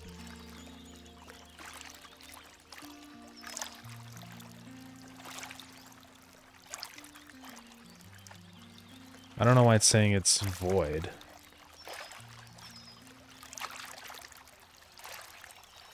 I don't want to get a return value. What? Cannot get return value. Yeah, I know.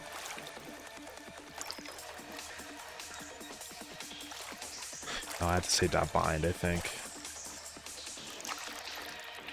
Target bobber path, false, and bit caught.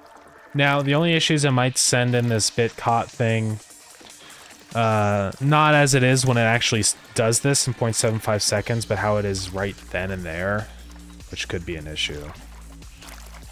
But we'll go ahead and try it out. Maybe it is fine. Let's see. No, it's not working.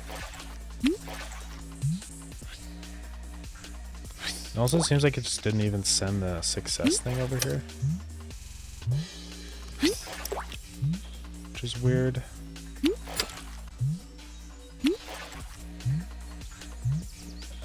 That's really weird. Yeah, it's because it's sending it back here. Which is annoying. Super baked earlier? Yeah. So good. This is being really weird. Okay, so I think the problem with bind is that it won't update this when it actually comes time to call this function. So we can't do bind.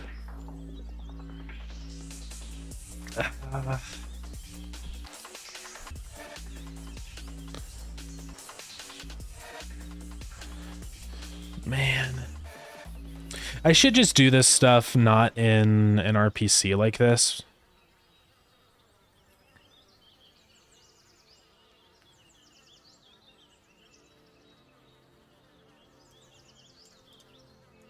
I think I'm just gonna do this.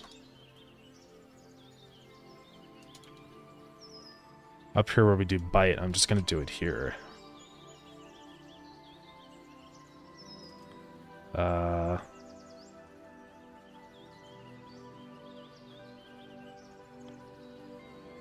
Because, yeah, it doesn't make sense to do it in the RPC if this is just a visual thing. Okay, so anyways, what we're doing then is right here. We're going to run byte, and then 0.75 seconds.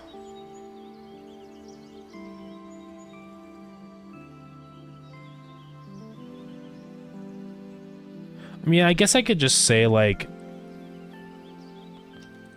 await this timer dot timeout and then run cancel byte.rpc. It's not perfect, but I don't like it, but maybe it'll work.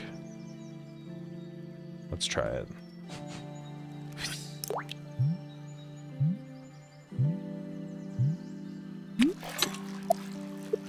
Yeah, so that does work. Okay.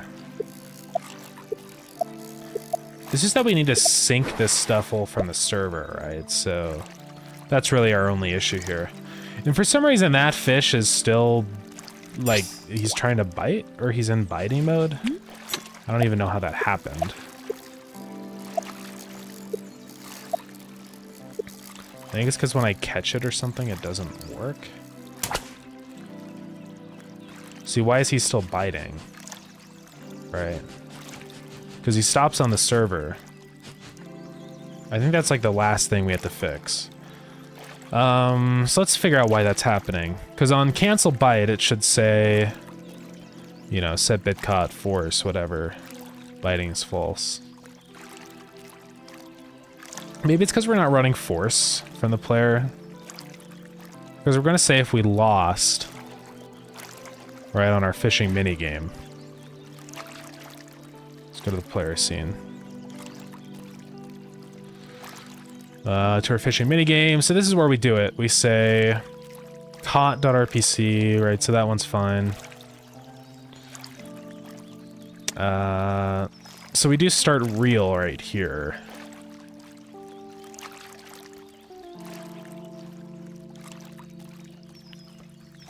We do run caught. What does caught run? Oh, we just say queue free. Yeah, that one's fine.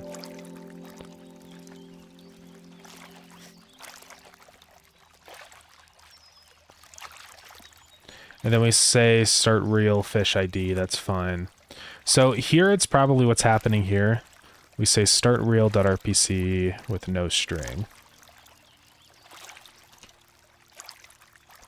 Because what we say in here is, yeah, because we're going to say cancel fishing with caught item ID.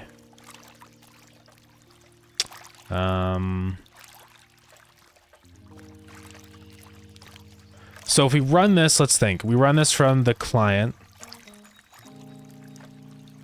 It's going to run cancel fishing.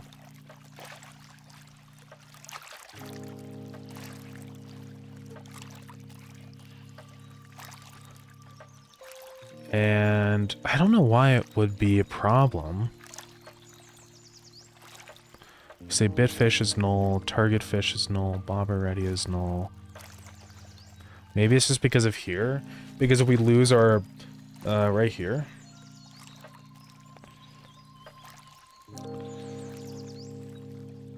Or if it's not ready, then we say that. Target position is equal to target bobber.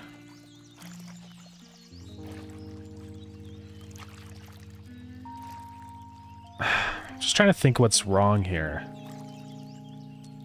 Because I say cancel byte. I think it's because I have to say cancel byte.rpc, because this only runs from the server. Yeah. I think that's our problem. And set bit caught doesn't matter because it's on true for force.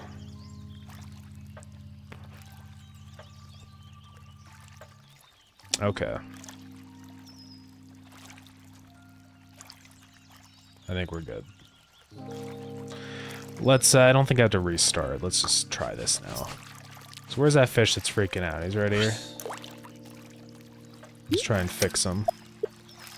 So I'm just gonna fail. And it should, yeah, he stopped shaking. I think we're good. I think the fishing is set up now. But let me just keep messing around with it, though. I mean, that one worked just fine. Yeah, the minigame. I sucked at the minigame, but... Let's try this one. Okay.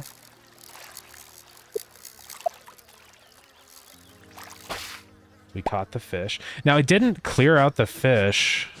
It didn't kill the fish. That is very odd. That wasn't supposed to happen. So we have to figure out why that didn't happen. Yeah, as you can see, there's a lot of work. God, I have to win this one. See, it's not killing the fish. This is very strange. So welcome back. Cooked 6 cheeseburgers. Let's go. Nice. That's epic. They're real concerned. I was very concerned.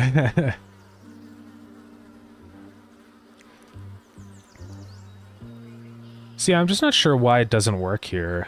It's really weird. Because they say fishing minigame active false. That's fine. I'm also gonna get rid of some of this commented out stuff. I say bitfish.caught.rpcid. Right? Bitfish.caught. So here's the fish. We say caught.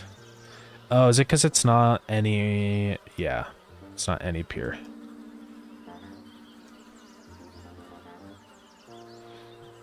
I mean, I really should just run this if caught is true or whatever. Because what we say here is we say, if we go back to the player scene.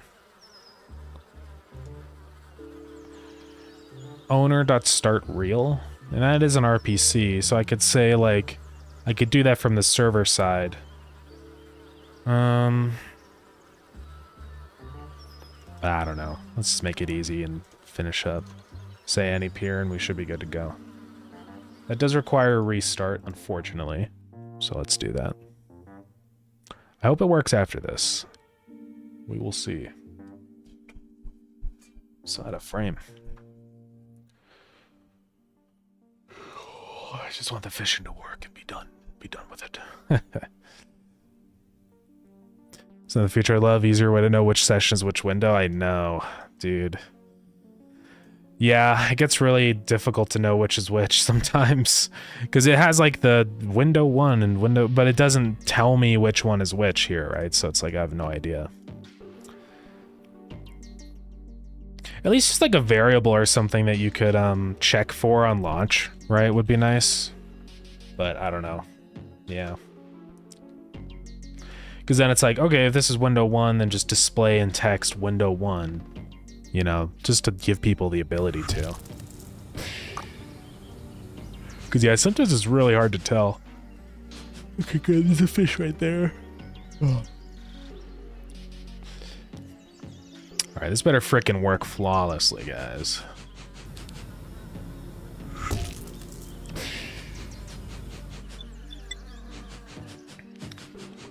So I'm gonna catch this fish from the client.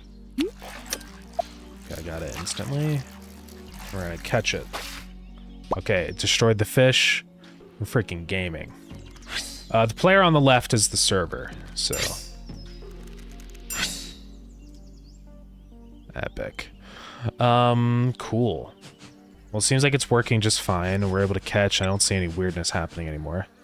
Just to confirm that it is working, I am going to go ahead and... I want to do one thing here. I'm going to turn off the volume for the client.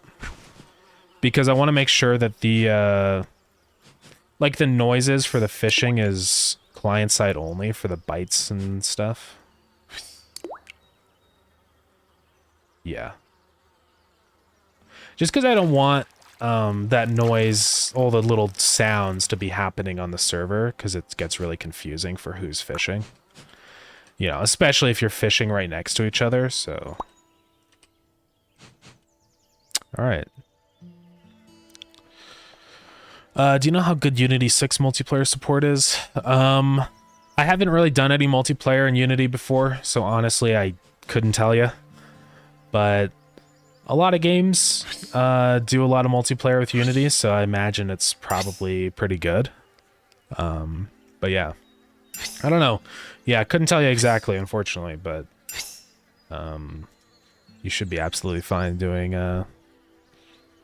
multiplayer support stuff with Unity. You push a warning with the username or host. Yeah, that works. All right. Cool. The only thing that I noticed isn't happening, which is such a minor thing, is just that the rod going back as you charge the cast doesn't get displayed for other people. But it's so minor. I could go ahead and just sync that variable in the multiplayer synchronizer for the cast distance, and that would be pretty easy. So let's honestly just do it really quick, and let's see what it looks like. I think it should actually do the vibration stuff too, so we should be okay. So we just have to do... Also, we have to make cast distance... Cast dust. Funny. Also, where does this happen? So here's something that we have to fix, is that this stuff only happens in the... for the authority, so we have to move this. So we're just going to copy this stuff. I'm pretty sure this is the authority only. Yeah, it's in process weapon. Let's go up to our regular process stuff.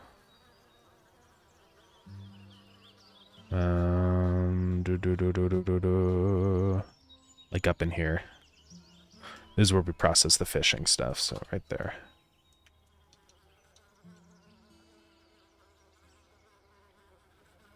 Now, what is this?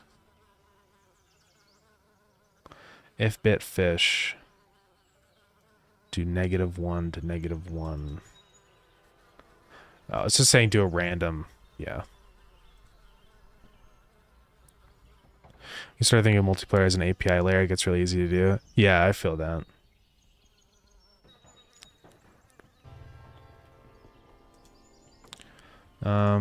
Hand. Let's match case. Let's go back up to the top. I don't know if we use hand down here, actually. I think the only place we use hand is in that one spot.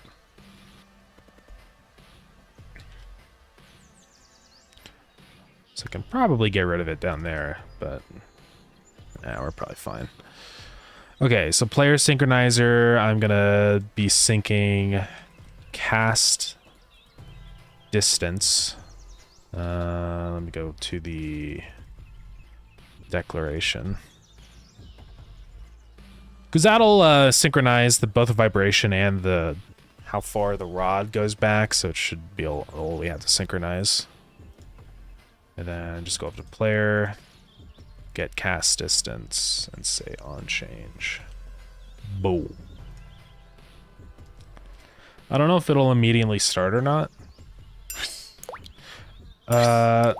Also, it stopped rotating the rod. Let's go see why that's happening.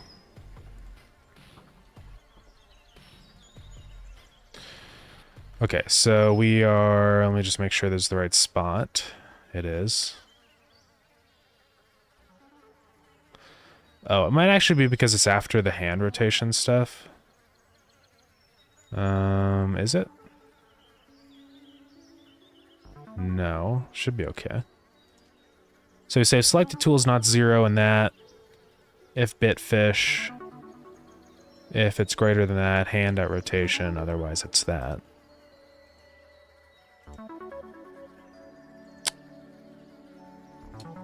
I'm gonna print in here just to make sure it is working. Should be.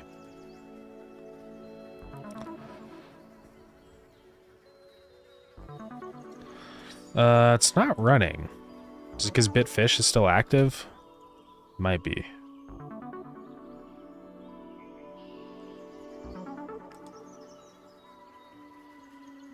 No.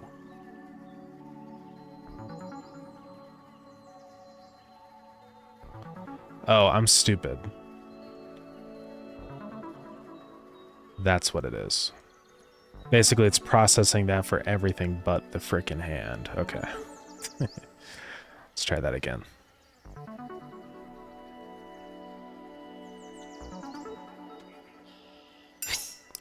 There we go. And then let's make sure it syncs. It does. Epic. I don't think it'll mess with anything. Syncing the cast distance variable. Should be fine, because it doesn't matter, like, in here. Yeah, I don't think it'll be an issue. Let's go try catching another fish really quick.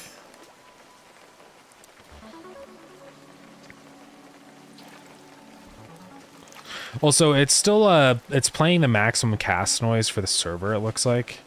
If I do a maximum cast.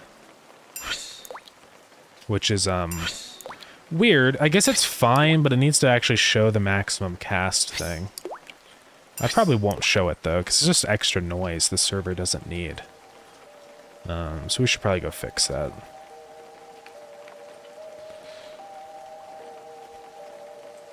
Just kind of running through here and make sure everything's good. There's a lot of, like, bits we don't need. Comments and stuff. I don't need that anymore. I probably will break up a lot of this stuff eventually into another function that's like player visuals or whatever, so that it yeah, it's more organized. But let's go ahead and what was the thing I was gonna fix? Oh yeah, the maximum cast noise. I'm not sure where it's happening. I think it's on start cast.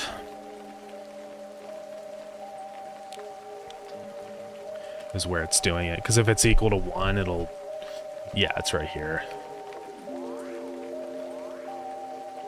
It's weird, though, because I don't see the maximum... I mean, the maximum cast text is here, but... It's not actually here.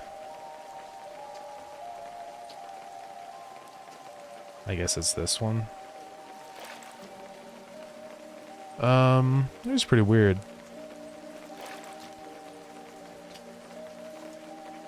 I'll just say and is authority.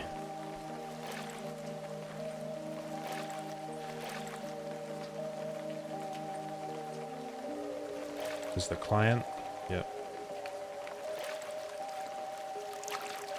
I have the audio muted for the client in case you're wondering why it's silent. I'm just testing the audio stuff. Let me just go ahead and do a maximum cast over here. Yeah. So it should only play the maximum cast noise if you're actually the client. So yeah. Yeah, I really like that analogy. Create a few multiplayer games with Rust on the Bevy engine, maybe on a multiplayer system using dedicated servers, since I'm not really a fan of P2P. Yeah. No, I know P2P definitely has a lot of issues, security-wise. I mean, there's so many ways in Starground that you can cheat. But that's the thing, right, is that it's not a competitive game. You don't really play against each other, right? So I just don't really worry about it, honestly. Maybe someday in the future there'd be like a PvP mode, but the one thing that Starground will probably never have is like big online servers. The game just isn't built for that, you know? Maybe one day I'll do dedicated server support, and I'd like to, but it's kind of like, I don't know. If it gets to that point where cheating is a real issue, I can start to swap things over to server side, and it'd probably be better too anyways, because I know P2P is kind of stupid. But the one thing I'm never definitely going to do is pay for my own servers, or pay for public servers, because that's stupid. I'm just going to go broke. So I'm definitely not doing that. And then also eventually one day when they shut down, then it's just going to be a disappointment for everybody. So it's best to just avoid that altogether, I think.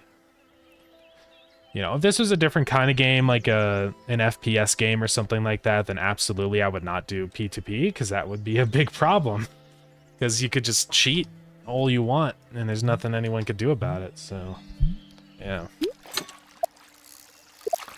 And also just to check, I am going to go ahead and catch a fish on the server while watching with the client, just to make sure that it does work. I mean, it should, but we do have to kind of make sure. But yeah, and you know, to be honest, well, I totally agree with you that server's better. I just didn't know any better when I first started making Starground, and now I'm kind of like too deep into it. So that's kind of the truth, if I'm being completely honest. But yeah.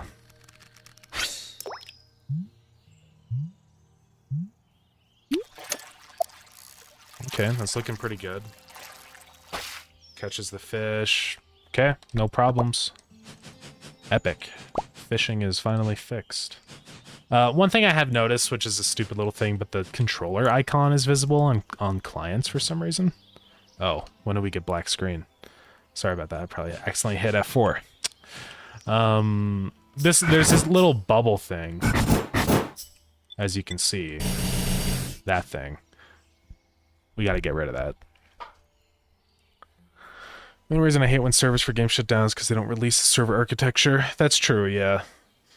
Yeah, right. Like, I mean, yeah, if I was ever gonna do like a public server kind of thing, I would definitely give people the ability to host their own servers, right? Because it's like, that'd be pretty stupid. But yeah, I think really the best, like, I mean, Starground is designed to be like play with 2 or 3 friends, not a public server kind of thing. So I'm not really worried about it. You know, if people cheat, then it's kind of like, so what? Just remove them from your lobby because you told them not to cheat. You know, if you're not happy about it, it's pretty easy. And, you know, I do have some, like, for very critical things I have it server side. So, like, for example, with the commands, it does verify with the server when you run a command that commands are actually enabled from the server.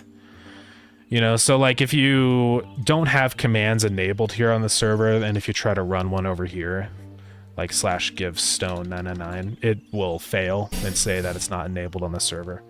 So there is some kind of server authority that I do when it matters, right? But I know it could be better. I could have done a much better job. That's one of the things that eventually I'll probably spend some time, like, kind of like a post-early access polish kind of thing, of just going through it and trying to swap things over to server and just kind of clean up the code base and refactor, right? Because that's the time when I can actually do that, right? Because I'm going to be optimizing, making things run better. I don't have to focus so much on just worrying about adding in features. So I'm sure eventually I'll do that. But for now, it doesn't really matter. I got bigger things to worry about, so. But yeah, next multiplayer game, I think I'm going to try to do pure server authority, so.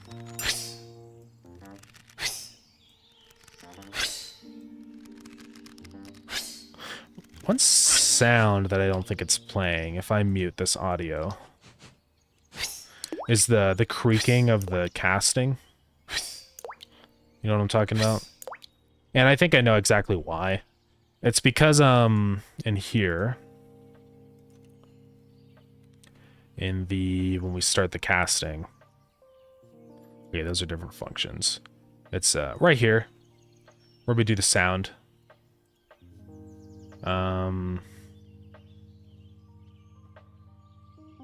If not hit max cast. Interesting. I guess I just stop it after, yeah, that makes sense.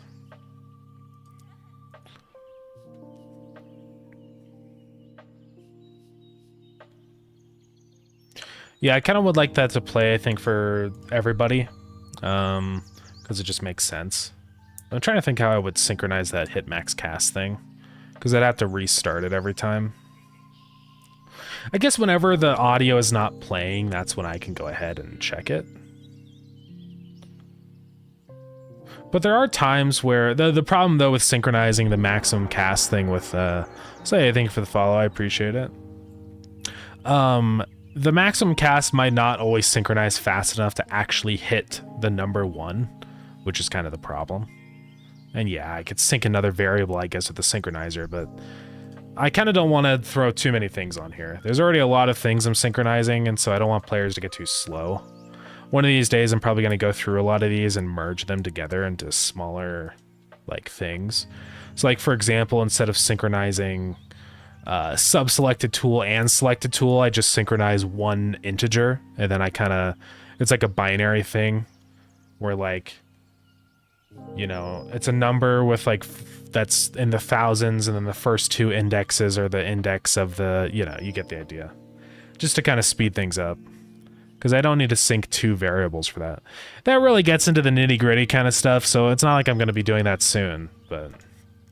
You know what? I don't even care. I'm just going to leave that as it is now. It's too much work to undo. Unless I just make the volume... That's probably what I'll do, I guess. Probably get rid of this maximum cast thing and just make the volume the charge level. I don't know why I did that before, or why I didn't do it before. Let's get rid of this hit max cast stuff. So let's go back up to process. Down to our fishing stuff. Right here.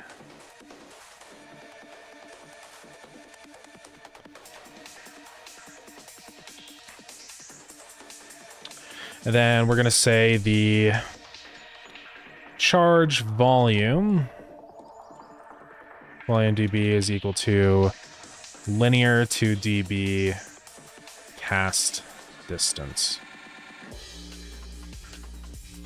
And then let's also get rid of that other variable, the hit max cast thing.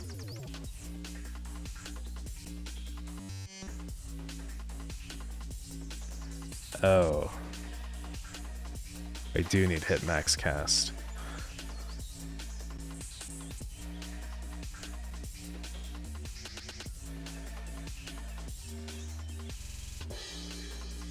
Okay, well I guess we do need that. Because that's when the cast distance starts to go back down. That's fine. So we say it's +1. If cast distance is greater than or equal to 1, then say hit max cast is true.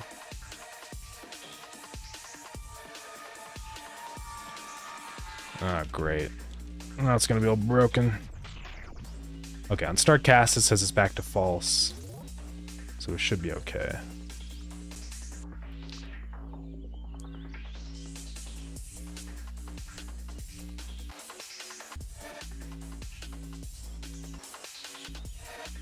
Actually, I think I just do it here because I'm already checking if it's less than 1.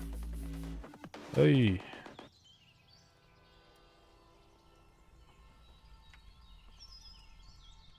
Okay, let's make sure that this is fine now. I don't want to accidentally break everything.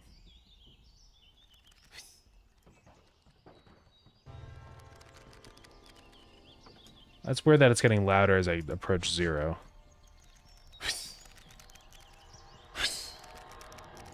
I'm not sure what's up with that.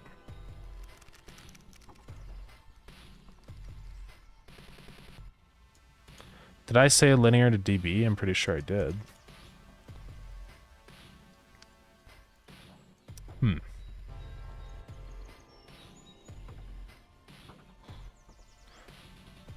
Linear to dB cast distance. What if I just multiplied it? This is gonna be loud, but I just need to make sure that it's working.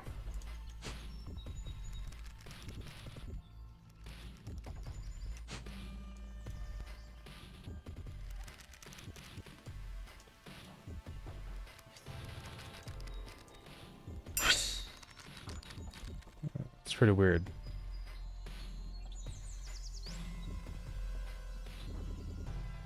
Wait, we have charge and cast. Hold on. No, I don't want to do cast. I want to do charge. That's my problem.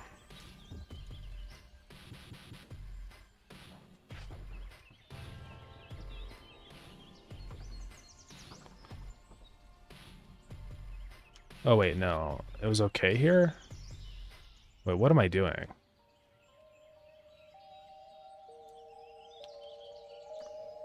Okay, I see the problem. That one's a different one. Okay, that one is charge. So I don't know why it's not working. Let me do this. See, that's weird. Why does it not play any audio?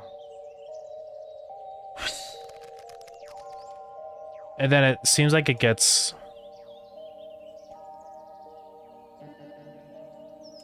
I don't know. Let me print out cast distance here.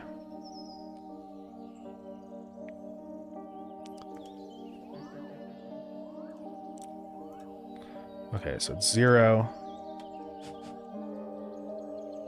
And then it goes up. But it's weird. It goes up, but it doesn't... What? Sometimes it goes up. This is the server. That's really weird. It's like going up in a weird way. I don't have any weird check here, right? I mean, no.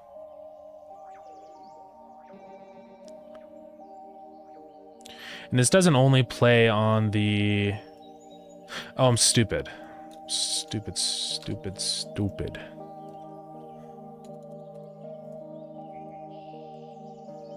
There we go.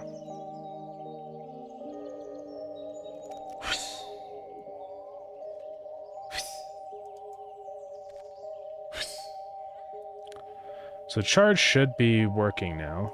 Let me just confirm. Seems like it's not, though.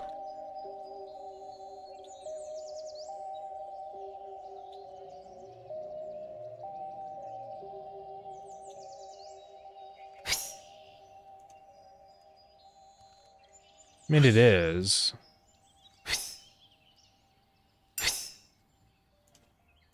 Maybe I just need to say +5 or something.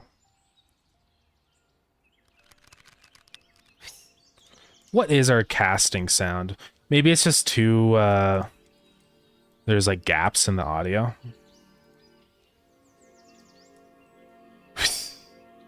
That's the cast. I need the charge.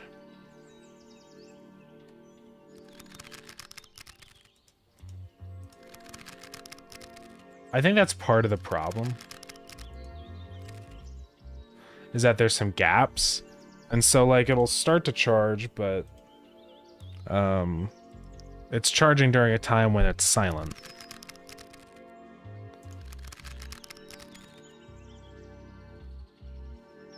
I guess it's because I have it set up to just not even worry about that. Yeah. I don't know. It's weird.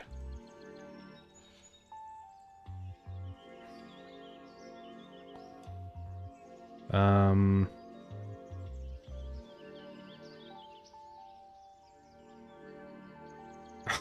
don't know. How do I want to do this? Because, okay, I think the other issue, too, is that this is running all the time when the fishing rod is out, but the issue is that it's not like a looping sound, because it fades in and out. So I think that's our issue. We need to open Premiere again and edit that sound and make it so that it's just a constant looping noise.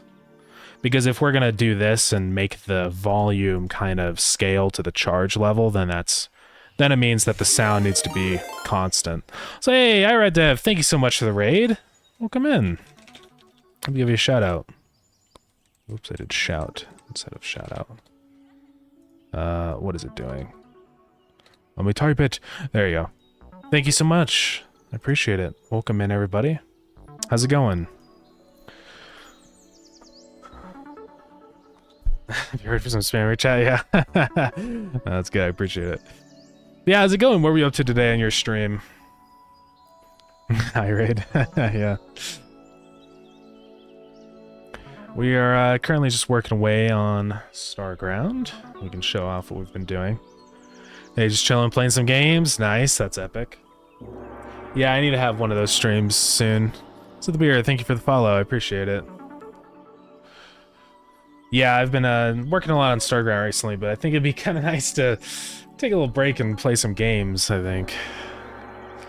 Hey, Practical NPC, thank you for the follow. How's it going? Yeah, it's going good here, though. I can show off what we've been doing. It's been mainly multiplayer bug fixing today, with fishing specifically, so, it wasn't working with clients fishing in Starground. Fishing is a new thing that we added for this last update. So when I fish on the client, now everything is working. You can see the fish come in and bite. I can start fishing on the client. There's a big fish. I don't know if I'll be able to catch this guy. No, I'm gonna fail. Maybe I can do it. Come on, come on. Oh, let's freaking go. That was hard. And also I kind of got lucky. But yeah, the fishing works on multiplayer now fully. So it's been just fixing bugs and stuff. I know that was a pretty intense one, yeah. That was a big fish, so. But it's going really good, yeah. And I'm just currently messing with some of the sound stuff. When you charge up the fishing rod, it plays this like creaking sound, right? But I wanted to get it set up so that it's... The sound I have right now is weird because it's like this, it fades in and out, which doesn't really work for how I'm setting this up with like the volume being dynamic. So I have to change that. But yeah, we're getting there. But yeah, been back to your main project in Godot. Nice, that's awesome. Always welcome to share links or anything if you've got them. Just started my journey with game dev. No experience before, but I'm learning on GD script. Working on a 2D platformer right now. Any tips to a newbie? Yeah, that's awesome. I think biggest thing I'd recommend is really dive into documentation and learn how to read it, because it's super helpful, and I read it constantly because it's super easy to forget what things do or forget what functions nodes have, right? So like, for example, if I forget what functions I can access on a node 2D, you can actually just control-click classes straight in Godot. Yeah, control-click everything, and it opens up the documentation. But yeah, this is something that I wish that I did more as a beginner, because it's so helpful. But it just shows you everything in here, right? Because it's like, what are its properties? Properties are just variables, essentially. So you can think of each class sort of being like a script, where these are the vars that have been declared and these are the methods that have been declared, right? Because it's just a script. So then you can just access all these. Yeah, it's super helpful. Yeah, and I love being able to control click straight in the engine because it's so much easier. Like for example, this linear to dB function, I can control click on it, and here's the documentation for linear to dB. Converts from linear energy to decibels. So basically from 0 to 1 into the minus 60 to 0 scale or whatever. So very convenient, yeah. One of the biggest things I would recommend, for sure. Yeah, always happy to help out. Let's go find the fishing charge noise. I don't actually know where it is in here. I know it's somewhere. That's the reeling noise. I think that's the fish struggle noise. I don't know what these ones are. Oh god. Sorry, I made everyone go deaf. Let me turn down the audio. My apologies. Is it this one? Okay, that's like a water noise. Okay, that's the skateboard. So it must be... That's the macro bear. Here it is. This is the sound. So what I want to do is take this from being a one-time thing to being a loop. It's just going to work better because now basically I'm changing the volume dynamically with in code. So I mean, that one's not bad. I wish it was... Maybe let's start it right there. And have it go to like right there. So there's a really easy way to make things loop. You just grab the beginning bit of the audio and then give it constant power so that it fades in, and now you can't even tell. I do that all the time with audio to make it loop. So now that'll loop. And it's not going to play that long, so it's fine if it's a little repetitive. But I just need it to be a consistent noise. So let's go ahead and re-export that then. Save that as a, whatever, fish charge, whatever it's called. What is it called? Rod charge. Yeah. Yeah, sorry for making everyone deaf with the ding noise. I always forget that. For some reason, the desktop audio for Premiere and stuff is way louder, so... Yeah, that's another really good piece of advice. Yeah, don't worry about, like, clean code and coding patterns too much. Yeah, because really, if you're just starting out with a language, you've just got to kind of, focus on, like, not what you should be doing, but what you, like, need to learn. I don't know. Because a lot of people tell you, you need to do this and that, and, oh, you're doing that system? That's completely wrong. You need to do it this way. But then if you spend all your time trying to do that, you're just going to give up because it's going to be a nightmare and you're not going to have any fun. So I would recommend just kind of forging your own path when it comes to how you design things, because eventually later down the line, you'll realize better ways to design stuff, right? So I would focus on that. So, hey, thank you so much for the sub. I appreciate it. That's awesome. Let me give you, wait, where's my overlay? Oh, there it is. I still haven't gotten this confetti thing linked up to the Twitch stuff, so it doesn't automatically play, but it's fine. I can play it manually. Thank you so much. I really appreciate it. It's awesome.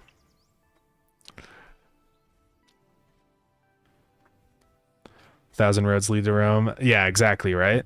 There's a million ways you can do anything. You can make the same game, but it's structured entirely different, right? So, well, Starground being on sale today? Yeah. Or do you mean Starbound or Starground? It's on sale though right now, yeah. It's part of the Two Left Thumbs publisher sale. So, yeah, no, it's all good. No, it's easy mistake. But yeah, Starground is on sale because the publisher sale. It's epic. And yeah, it's also timed with the update.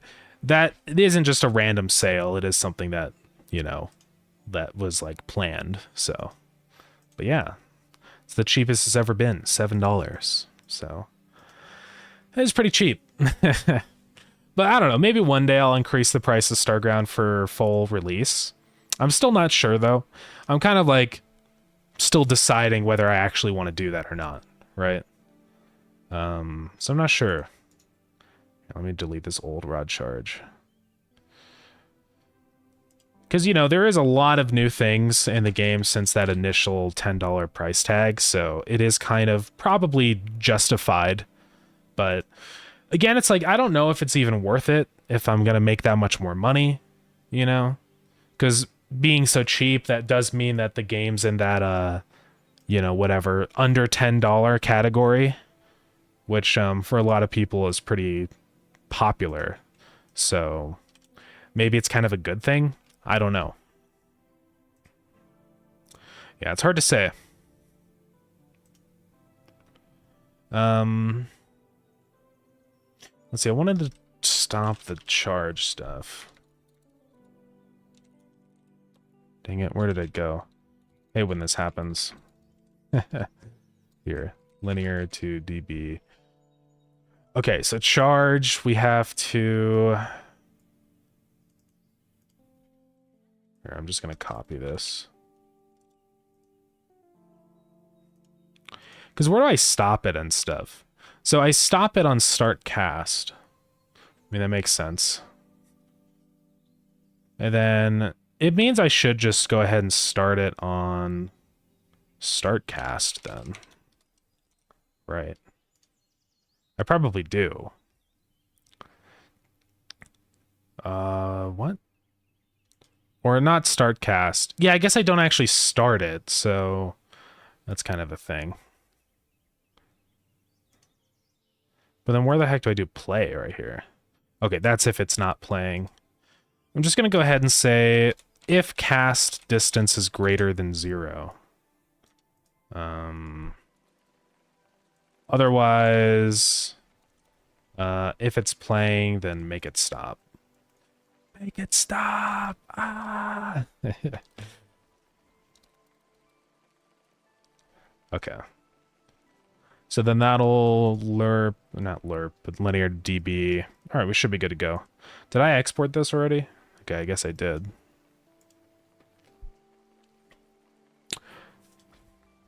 Okay. So I should be able to put this back in. Let me just listen to make sure this is the right sound.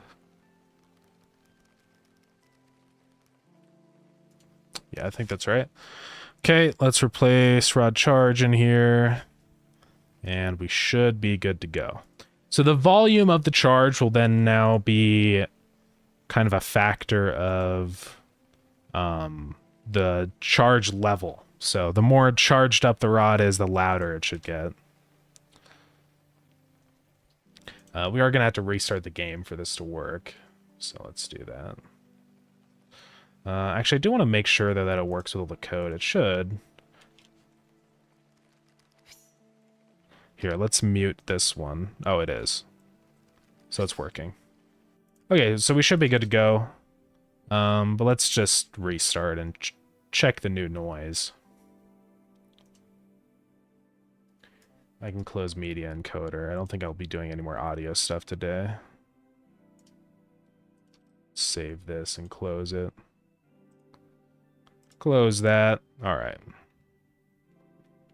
I also haven't checked the new animal breeding stuff with multiplayer. I don't see how it would not work, but I probably should check that. So I'll test it. Once this loads. Okay.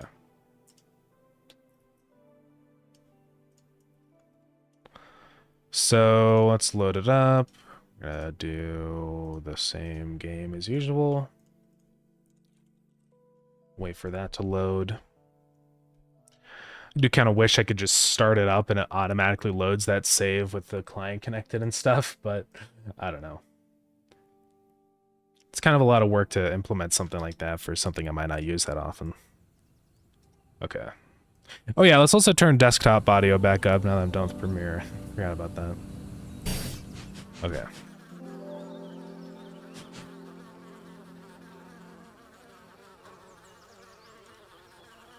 Ugh.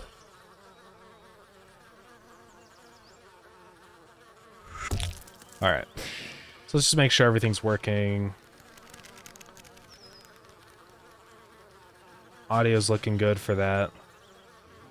That was a little weird. If you charge and then swap your tool, it doesn't go away. I thought I set it so that it would automatically set that back to nothing.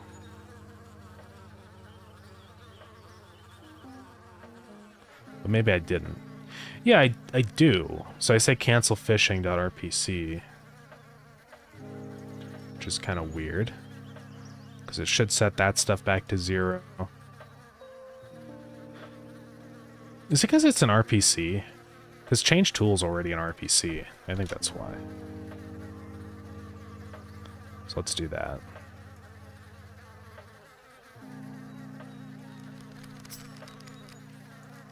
I don't know why it doesn't get rid of that, though. Right. That's kind of weird.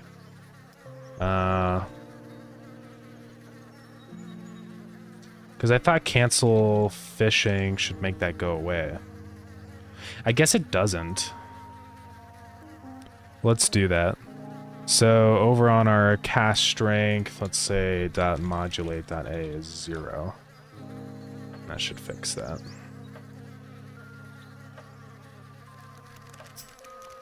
Yeah, there we go.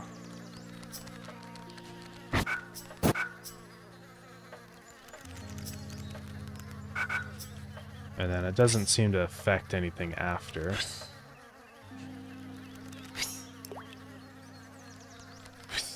Also, this isn't playing... Oh, I had it muted.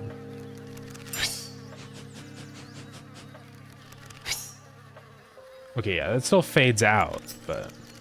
Okay. We should be good. Then the only other thing that I'm noticing is that it's still playing the noise, which is not supposed to happen. So let's fix that really quick. I don't know where that is. Somewhere right here. Oh yeah, it's in the hand. Not the hand. The laser. Fishing hand charge. We're gonna say that. Stop it. Okay. Let's give that another try.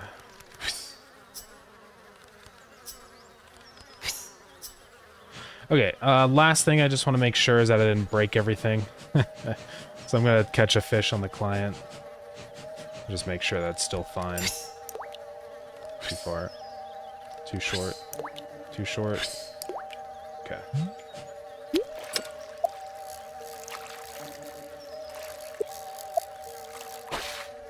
Yeah, we're good. Okay. Sick. Let's go ahead and try out the animal stuff on multiplayer because I didn't get a chance to do that yet, and I want to make sure that it's working as intended. The fences don't sync on multiplayer yet, and that's honestly just because I forgot to add it to the spawner table.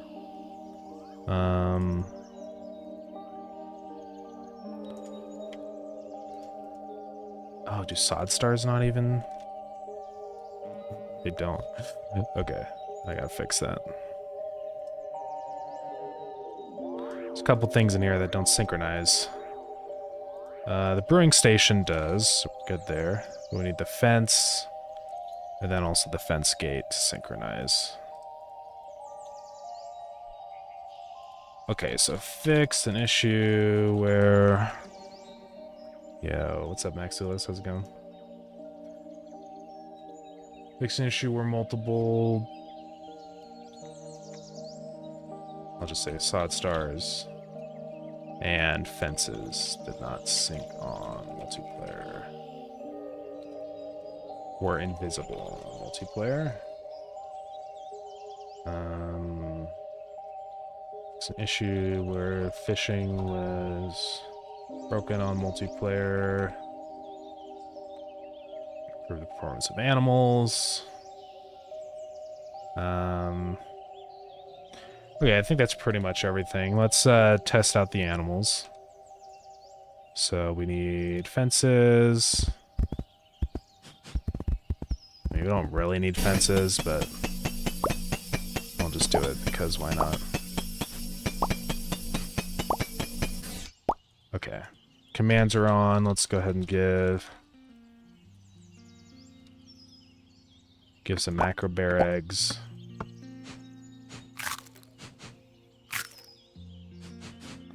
Okay, so they do spawn in. Let's just make sure they move around normal and stuff. They should. Let's run the mature command. So yeah, they grow up for everybody.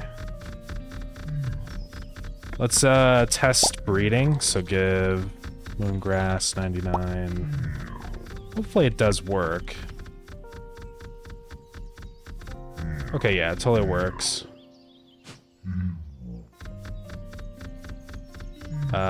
Did they make a baby?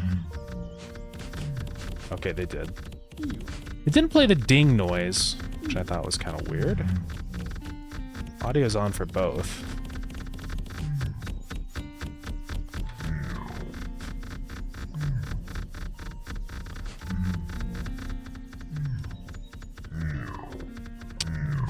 That is kind of weird. It's definitely not playing the ding noise. The hunger icons do sync, which is good, because I was kind of checking for that. I don't know what happened with the ding noise. Let's go double check that. Sorry for all the footsteps. It's probably pretty loud. Let me check this really quickly. So if server, go ahead and do that. Breed check is all that. So it's in the physics process. Right here. We say breeding effects, and then true is on for that, so I should play a ding.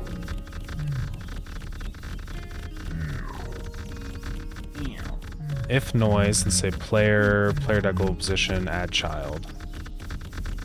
So I'm honestly kind of not sure why it doesn't play the ding. It's kind of weird. No, they're dead. And I remember your game was shown to me as recommended. Oh yeah, let's go. Nice. Okay, why doesn't this work? Yeah, I don't know why the ding noise doesn't happen. Maybe it's just a multiplayer thing for some reason. I'm gonna try loading this just on single player and check. Or maybe I just messed something up and it doesn't work now. I'm very curious what else you're gonna do. I've already way too many hours in Factorio and the like, yeah. Yeah, I don't know. Just gonna keep grinding away at different updates. We have a roadmap up, and so we already have the first update on that roadmap done. It's somewhere here. There's a post. It's just easier to see it in the post. Right here. So this one's done. This is the update that just came out with the animals and economy. And I also decided to throw in fishing because it's epic. This next update, I'm probably going to change. It's just because... So the whole idea is with Starground is that I wanted to add in like NPC dating, right? Because in a lot of games like this, like Stardew Valley type games, you can date NPCs. And I like that idea, but it's a lot of work. It's a lot of dialogue. It's just, is it really worth it to add all that on to what I already have to finish? Because if the next update is all about that, I feel like it would be, I'd be taking away, like dungeon stuff needs a lot more work, right? And so I think I kind of want to focus on that instead of trying to add yet another mechanic onto what we already have. So I'm probably going to change this a little bit, but yeah. Then we have more dungeon stuff. This one's going to have quests, maybe spaceships, we'll see. And yeah, then another automation update in Q4 that's going to be like focused on like kind of end game technology. One thing I wanted to do was like mega structure projects, which I think is kind of a fun thing to do. So like, for example, a Dyson sphere or some kind of like big space thing, you know? I think it's kind of fun. Maybe even like a galactic chest that's just infinite storage of something. I don't know. Yeah, the Dyson sphere would be really fun. So yeah, I kind of want to jump into more end game technology stuff for 0.14.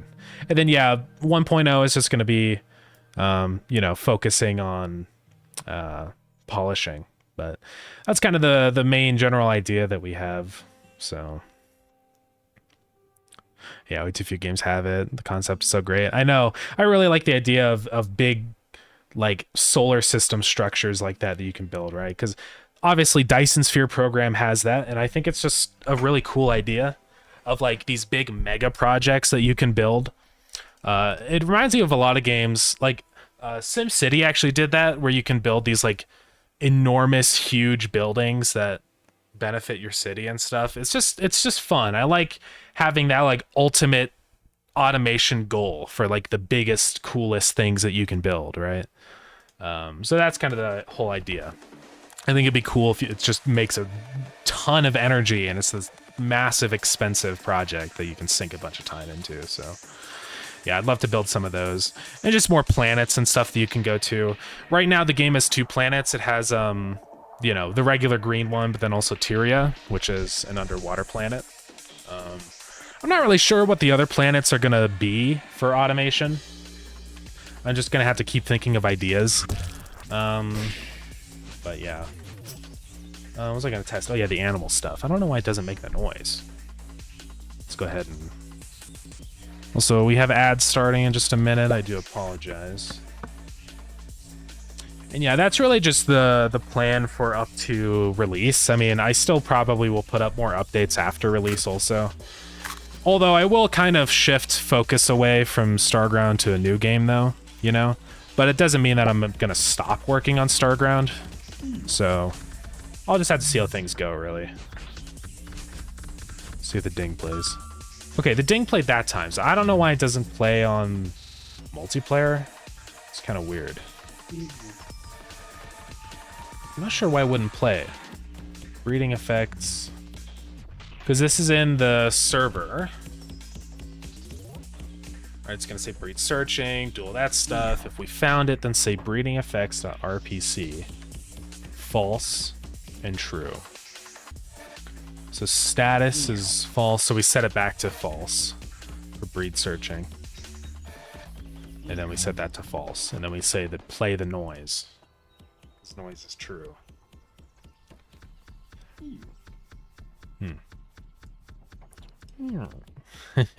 Yeah, I don't know why it doesn't play on multiplayer. I think it does play. I think it's just, I don't know, some weird little glitch in the system. I don't know.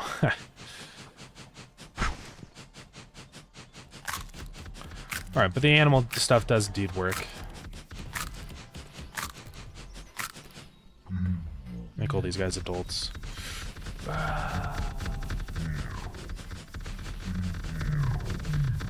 Oh, there. It's weird how they pathfind because they don't necessarily go to the closest guy. It's just like the whichever one has been targeted first. So sometimes they just kind of go to the same spot. It's weird.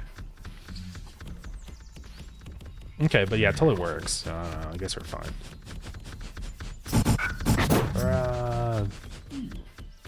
Absolutely criminal how loud the ads are. Oh yeah. Yeah, I hate the ads, dude. I get so tired of it. Your content 18 plus? No, I mean it's.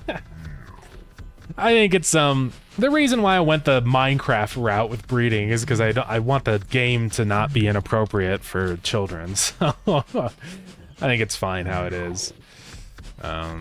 Yeah. That guy's still looking for love. Right there, come on. Breed. Oh yeah, he's starving, so it doesn't work anymore. It is kind of a minor issue. I need to make it so that if he's starving, it doesn't work. Or his heart particles go away, you know? Yeah, sorry everybody about the ads. We're back though. I can't stop them because I'm only affiliate, so it doesn't give me any control over ads, basically. I can choose, like, sort of how often they play, but I can't, like, get rid of them. It's either just play them a bunch or play them a little bit, so... yeah, it's stupid. It's really frustrating sometimes. Because I make a million billion more off of Prime subscriptions and stuff, right? So it's like, I wish I could just do that. I don't want to make everybody watch ads, but... Alright, well, everything seems to be working pretty well. Fishing stuff is working. I can't think of any other major bugs or anything that people have identified. I fixed all the weird tool stuff. So I think we're pretty much ready to go ahead and push this patch. As far as I can tell. But yeah, let me just do one last check around on all the usual spots and make sure there isn't anybody with major issues that I haven't fixed already.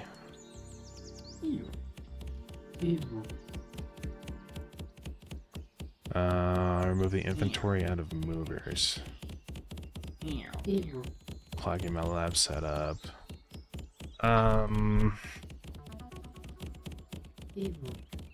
Grab items out of movers. Hovering over them and pressing F, I think. Yeah.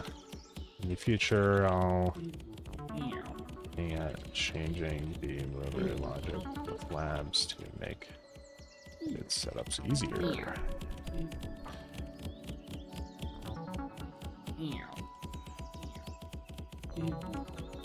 All right, I think we're good to go. Yeah, I think it's time to get this update pushed. I don't think I see anything on Discord as far as issues go. I did work on performance for this, so hopefully that'll run better. I'll have to ask Ray and see how it goes. These are all just sort of suggestions. There's some weird minor things. Like, what is this? Double hitboxes. Oh yeah, I actually fixed that. Some crash in multiplayer. Yeah, that was fixed, I think. I still don't know what the issue is with that. I think we're all good. I'm not gonna try and cram too much into this. Did I leave any bits behind I wasn't supposed to? I don't think I did. Let me just search for any empty print statements and stuff.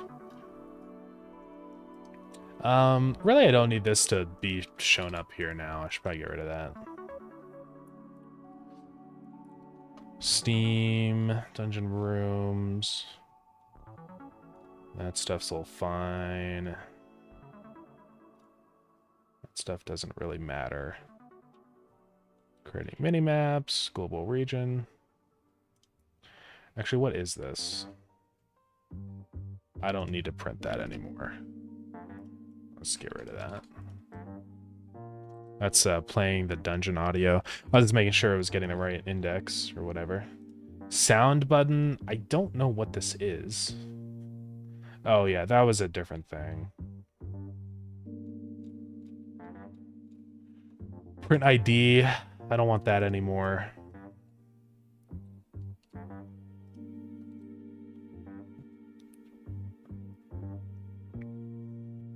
Come on. Come on, Godot. Multiplayer is server. I don't think I need that anymore.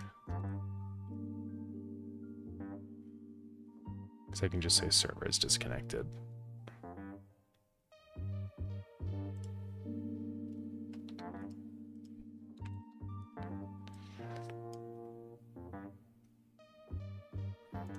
Saving last loaded save, that's fine, whatever. That stuff's fine. Okay, we're good. All right, I think I'm gonna go ahead and push this update then. We are going to export it.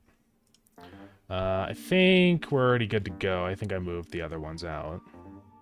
Yeah. Project, export, export all. Release mode. And I'm pretty sure I changed the version of 0.11.01. So I think we're good there. So yeah.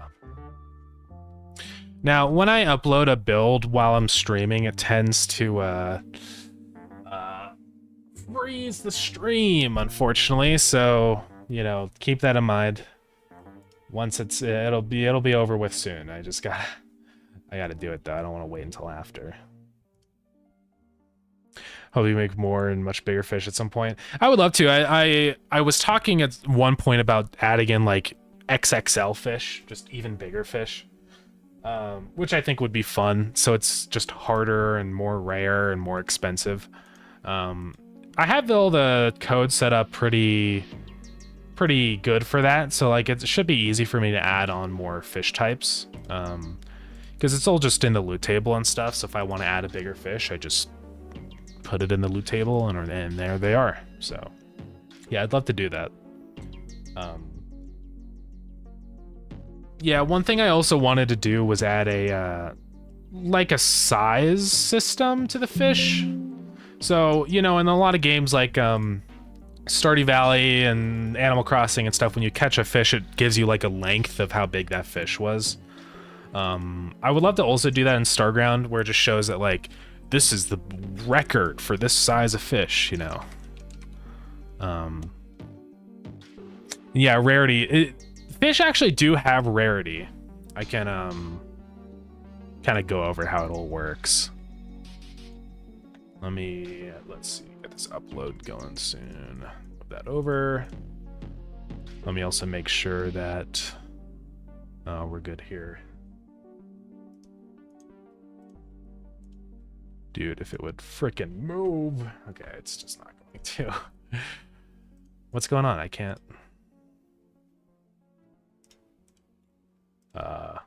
Oh, I hate when it does this. it like is still open, but it does a little tiny box. It's so annoying.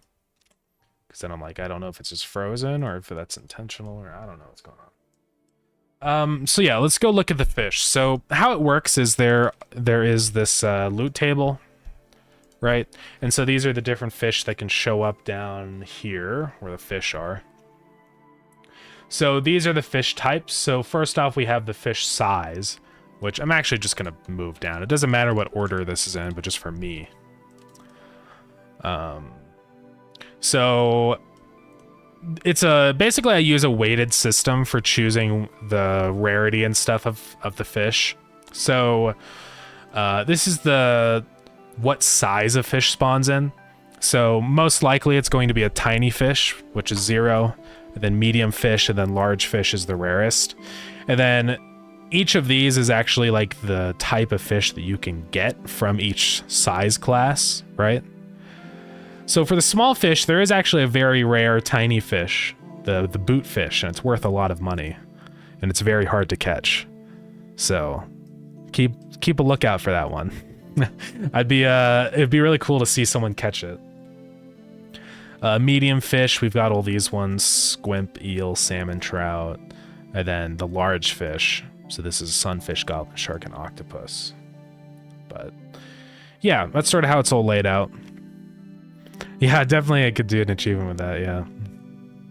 So it would be really easy to just kind of copy this table and add another class on below that. I would love to do like just massive things like a whale and a kraken and all sorts of crazy big fish, right? I think it'd be fun. So yeah, maybe we'll do that. I just had to come up with more ideas for the fish and stuff, and ideally try and tie them into things like potion crafting and food and stuff, but it's kind of hard to sometimes. Yeah, imagine a 1 to the 10. That's a very small chance. Get a golden goldfish that is worth nothing but looks cool. Yeah, that'd be pretty awesome. Yeah, maybe. I would like to add in more rare fish. Because like with all these, what I would like is, I like the boot fish. I think it'd be fun if like there's a rare medium fish and stuff, so I could just add on like, all right, it's got the same 10 rarity, but now it's a rare variant or whatever. I don't know, something like that would be fun. And then of course assigning like size values to all these. So like I could have a sort of a minimum and maximum size. So maybe the trout ranges from 1 or like 5 to 10 inches or something. And then just as an example, and like if you get it past that range or something, then it's like it'd be like a bell curve. So the fish near the edge of the maximum would be way rare, and also the really tiny ones. So most of the time you get a fish somewhere in this range, but occasionally you can get a really big fish or a really tiny fish. But the tiny fish is just bad luck. So I think that'd be fun to add in. Yeah, there's a lot we can do with the fishing mechanics. I just wanted to get it up, you know, and implement it so that we can start building on top of it now, right? So that's kind of the whole idea. Yeah, let me go ahead and put these builds up now. So this is going to freeze things for a minute, the stream. So I do apologize. But I don't want to wait until after the stream is over, so I'm just going to do it. Megalodons now. It would be fun. I would love to. Because, yeah, we've already got the goblin shark. How big are goblin sharks? I don't even know.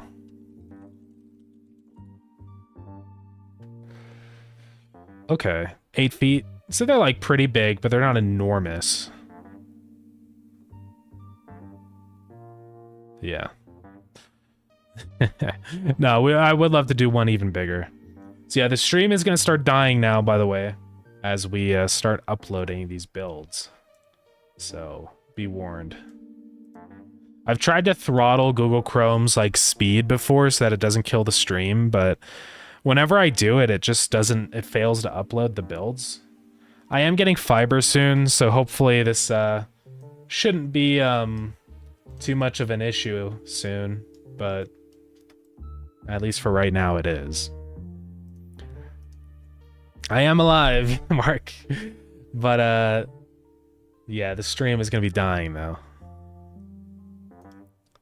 It'll be over soon enough.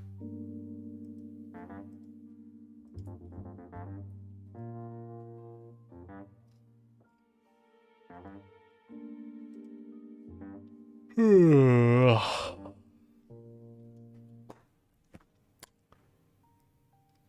on, Steam. Let's get moving here. Yeah, I don't know why it always kills everything when I try and upload this stuff. I guess it's just my internet's too slow or something. But throttling it just fails everything, so I don't know why that happens. I'm not really sure.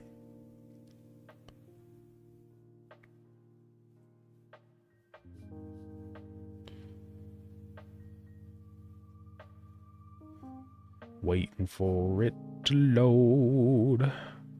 I'm waiting for it to load. It's taking a minute.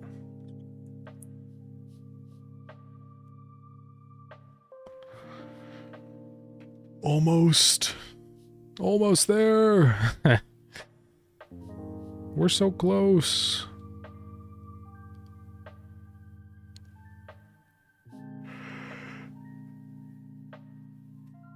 Come on. This is one of them, though. It's got to upload 2. One for Windows and Linux. Alright, first one is done. So hey, thank you for the follow. I appreciate it. This will be over soon enough, I promise.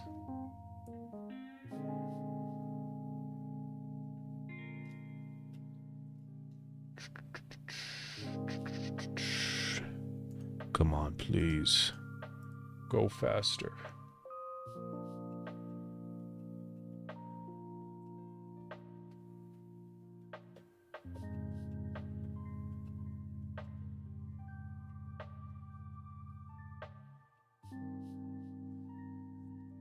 We're getting there.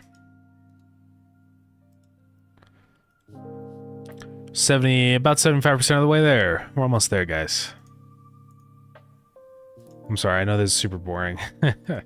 It's okay. In the meantime, we will play Starground. I do want to start up a new save one of these days and just fully play through the game again. Because sometimes when you develop, you kind of fall into this thing of like,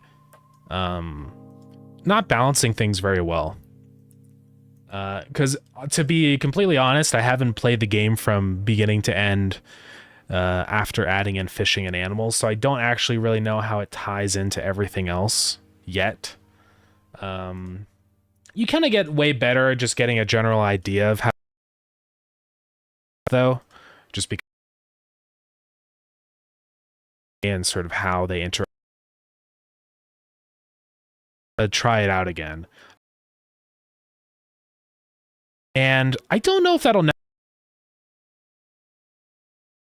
what it might do.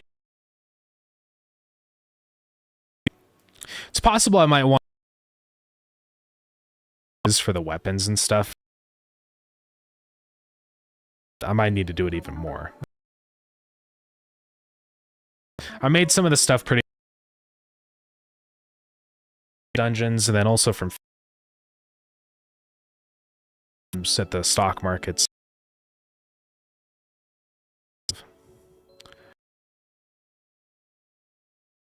Come on. The builds are uploaded. We're catching up right now.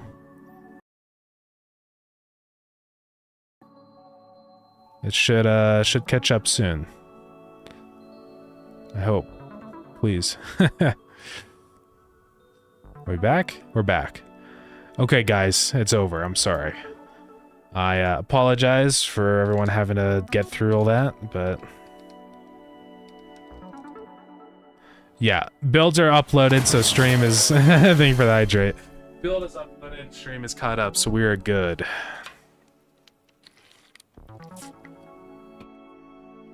Okay. Let me go ahead and commit this and push the build. So for this, I think I have to not show this because it's going to show my a security code. Not that it really matters, but I just don't like to.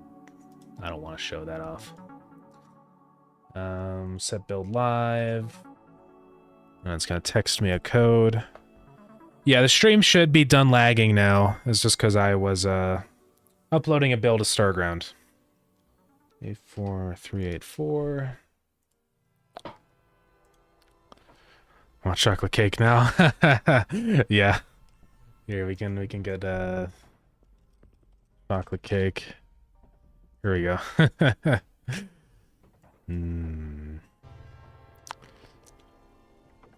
Pretty yummy. This one looks good. I like chocolate with strawberry, you know, or cherry. I think fruity chocolate cake for me is where it's at. Because just straight up chocolate cake for me is a little too dry and sometimes too rich. But when you throw the fruit in, I feel like it really balances everything out. That's why I really love cheesecake, because it's not too rich. Cheesecake's pretty good. Oh man. Swirl cheesecake, that looks crazy. Marble cheesecake. Got the goop on there. Pretty good. Yeah, I wouldn't mind some of that right now. This looks good. It's got a dust. Japanese cheesecake. Yo. Looks awesome, dude. Yeah, I could eat pounds. Enormous amount of cheesecake. It's yummy. We're good now? Okay, good, yeah. Alright. Build is up. Let's see.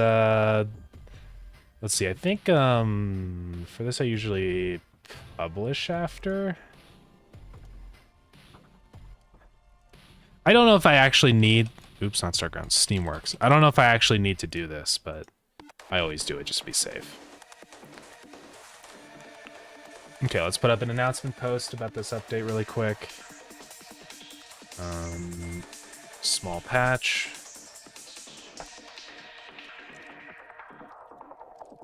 Uh, 0.11 with 0.1. I think I call that a, I think I've called it a hotfix in the past. Let me go double check though. What even is a hotfix? I need to look up the definition. Okay, I give version and then hotfix.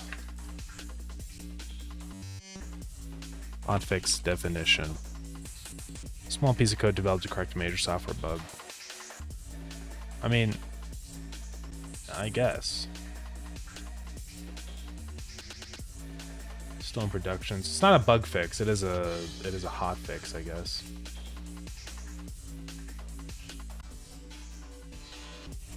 I mean, I don't know. It doesn't really matter. Just to multiplayer and tool selection.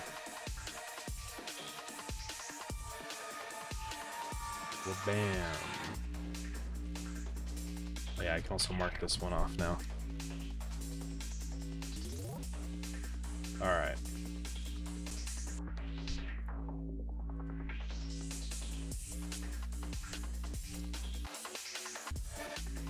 What did that? Or it's like additions, fixes, and optimizations.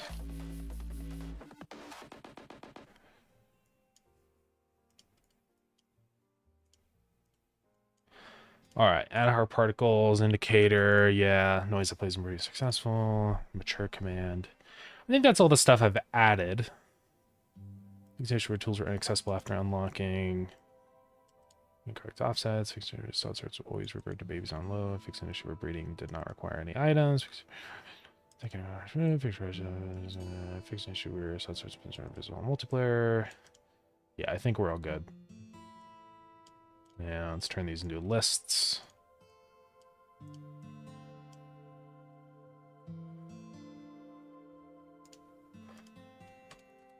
All right. Let's save it. Link it to the newest build. Any other notes? Small patch addresses some Major issues related to being able to select the fishing rod and shovel, as well as issues with fishing on multiplayer. Animals have also been fixed up, with breeding now working as intended. Alright.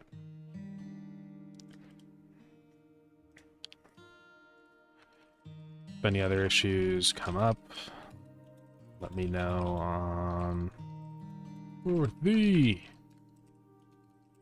Steam forums or on Discord. Okay.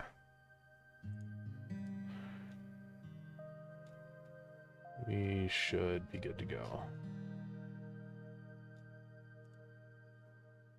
Let's go ahead and publish. And then we got to do a I don't care, it's just a hot fix. Then I've got to go put a link on the Discord. Let's go to update pings. Notify. The hot fix is up. That fixes some issues caused by the related to the release of 0.11. Let me know if any other issues come up. I just want to keep the same format.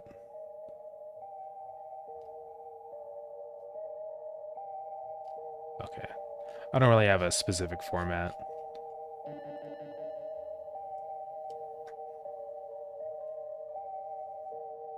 Sure, whatever. Doesn't matter. Alright. We are good. We're updated. Hotfix is here. Hopefully everybody's games run a little better now, also, because we optimized the animal stuff, so... yeah. Should run a lot better, because now they don't process their pathfinding when they're out of view, so... still more optimization to be had, if I'm being completely honest, with the animals, but... it's better, though. I also got rid of the process event in the animal script, too, which is a big step, also, so... did not get rid of it in the fish, but it's not that big of a deal. Idler Fest. Man.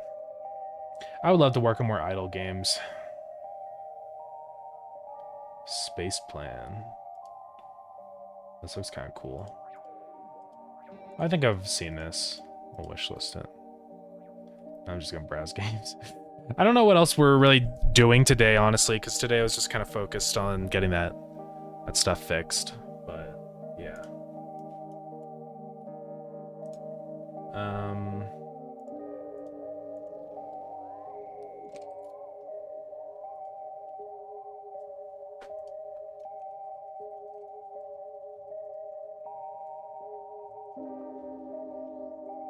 Sorry, I'm just looking through games now.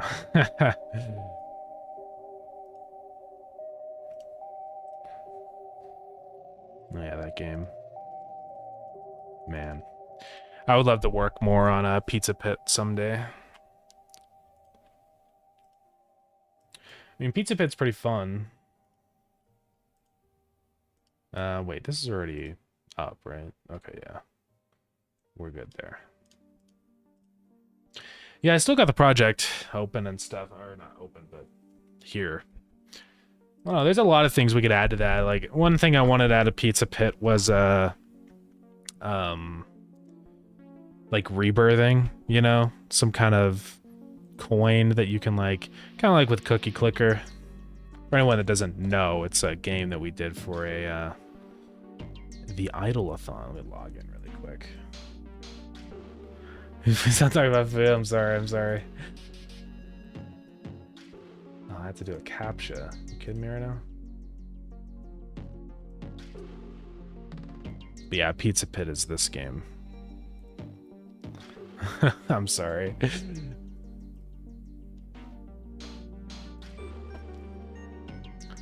I'll show it off and then we will stop the food talk. I mean, so many coins. There's also a bug with this game, I think, that you can actually hit the 64-bit integer limit, which is a big problem. Because I think we're getting pretty close. Yeah. But yeah, I do need to fix that issue because I need to add some kind of way of representing larger numbers. I think the easiest way to do that is just divide the number, but then show like a little word next to it or something. So I don't know. Yeah, let's up our pizza value. Station speed. Click power, why not? Yeah, anyways. we can get out of here. But yeah, I enjoyed working on Pizza Pit. I'd love to work on it more. I don't know. I think I'm excited to work on anything else but Starground. Not that I hate working on Starground, but dealing with all the multiplayer stuff can kind of be a hassle. I'm gonna be real. It's fun, but there's definitely a part of me that's excited to do something else. So, not that I'm gonna abandon Starground, of course, but I don't know. Well, I don't know what's next. I mean, I fixed all the bugs, as far as I know. One thing I did want to start working on is like a smaller 11.1 update. I wanted to do... I started messing around with this. I think I showed it off. But there is this new method I've been using for... or just looking into. Yeah, what is going on with the lines? You guys see all the lines, right? Right? You see all those weird lines around the player? I'm not just crazy, right? I don't know what's happening with that. I probably need to restart my computer. But something I'd love to do is, so I got this system set up to where you can essentially use a skin for your character. And that's one of the things I want to do is like a smaller update for 11.1. But it's really cool because we can look at, this is the skin that it uses for the player in this instance, right? For this idle animation. This is it right here. So it lets you draw your own custom characters, which is really fun. So I would love to get that sort of set up.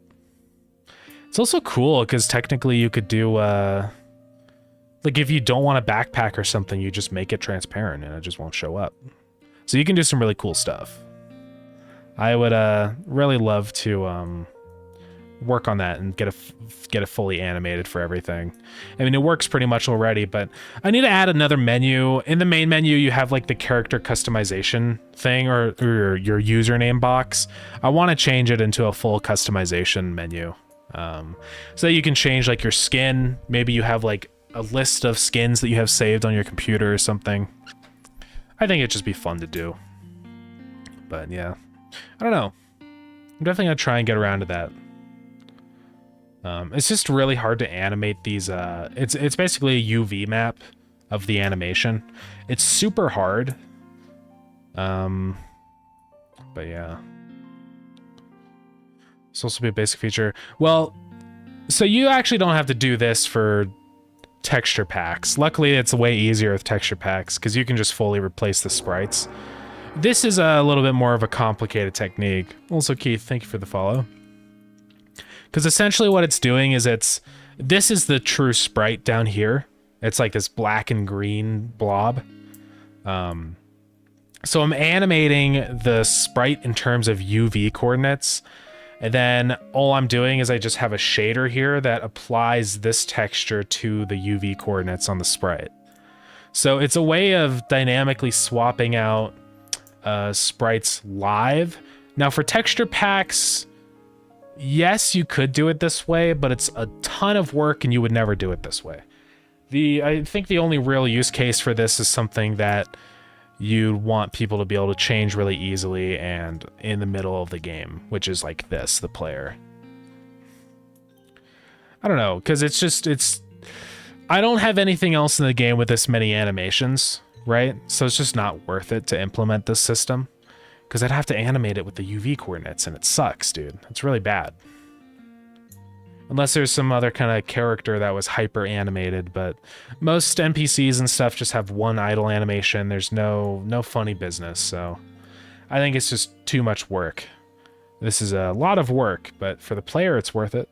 So, yeah. And the other thing too is I want this to sync with multiplayer. So, of course, the ads start. But if you have a custom skin set, then it will send that information across the network so that the new skin shows up, right? I think that would be a pretty cool thing. I mean, I guess we could start working on that system. It's kind of, I don't know, a whole thing, though. I think I'm going to wait and do that off camera because it's really boring. Because, yeah, animating these is not fun. It's just copying a bunch of pixels and moving them around until it looks okay. It's very boring. But yeah, I think it'll be a cool thing to have. Because that's the big difference, right, is that it syncs on multiplayer. And a lot of games do a similar thing, like Minecraft has skins that you can sync on multiplayer, right? So it will, oh man, send that skin across the network when you join a game. It's pretty nice. I am going to move these builds over now. Starground builds. I also need to check. It's been a little bit since I've checked, but Godot Steam. I don't know if there's been any updates recently. I know they did like a whole rebuild of the website, which is nice. Because yeah, I was website before was kind of a bra moment. Master server to orchestrate on game. Yeah, multiplayer peer. This is the thing that I use. Let's see. I need to get my game in here, actually. I don't remember how you do it. I think you can do it, yeah, I guess you can send the URL to email. I thought you could send a pull or merge request in GitHub or something, but I don't know. Let me see what the newest update is, because sometimes I check here every once in a while. So this is multiplayer peer. Is this the right one? Yeah, I think it is. Seems like it's the same version. Do I have that version? I don't know where I even checked that.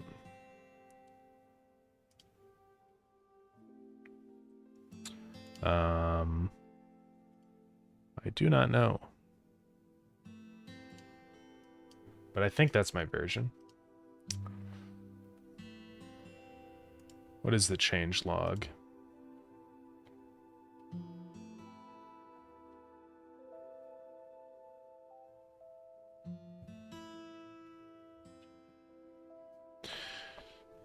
Match 4x branch update.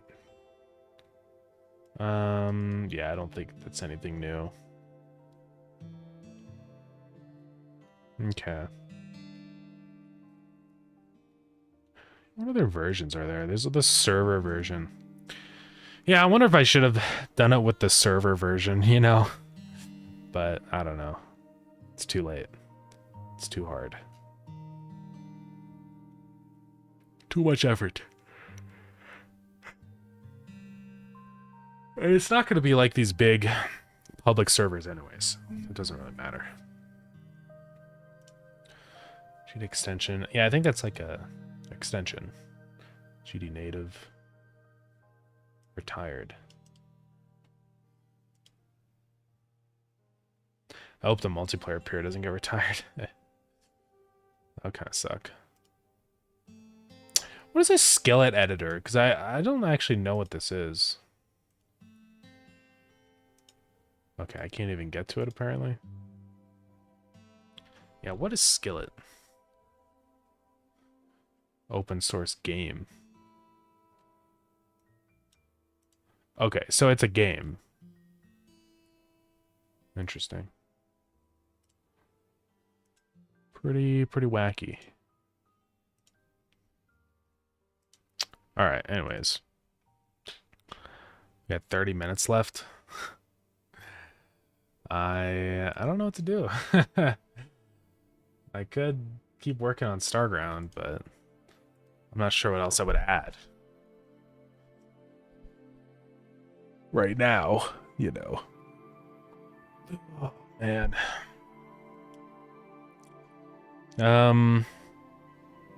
Because I'm sort of at a spot where I just want to take a minute and think about what's next.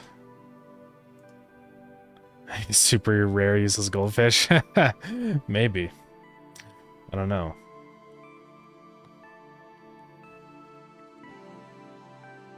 Oh, this is the multiplayer period. Okay. This is weird. There's like Godot Steam, and then as a branch of this, there is... Unless that's been removed finally. I think it has been. Achievement as well. Yeah, I do want to do achievements in the game. I haven't done achievements yet. Just because I've been... I don't know, busy with other stuff, right? But I think as time goes on, I'm kind of getting closer to the spot where I actually want to implement that. So maybe we will do that pretty soon. One thing I do want to do for sure, I'm going to start writing out my list of like the next things I'm going to add. But I want to do custom skins. I want to do mod dependencies fully. I did mod load order, so that does definitely help, but I would like to do like a warning or something when it tries to load a mod out of order. So that would be good. What else would I like to do?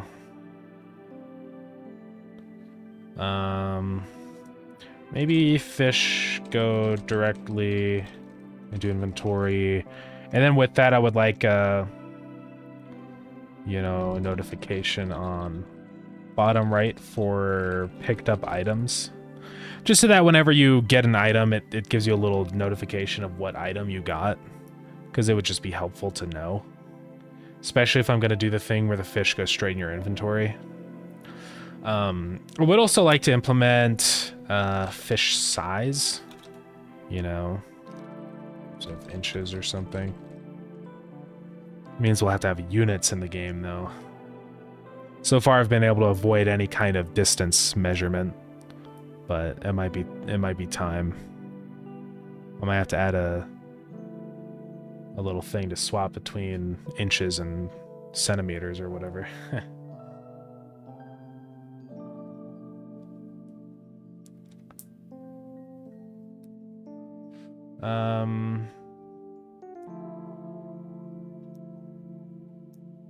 Yeah, what else would I like to do? Custom skins, mod dependencies. I don't want to make this update too big, because it's not meant to be a major update. Maybe another animal. Possibly. More animal noises. I would also like the shopkeeper NPCs to have, like, voices. It's just going to sound like the Tree of Wisdom, where it's just like, you know, but just to have some noise. And then also I wanted random alien guys around the space hub. So that'll probably be the next thing. But yeah. I don't know. Maybe I just will end stream here. I don't know. I'm just trying to stretch things out, but I don't know what to do. Could go play a game. The reason why I don't want to start working on those things is because, like, I want to converse about it first and figure out, like, what I actually really want to do and stuff, and, like, what's the plan next, right? Before I just start jumping into a bunch of new things.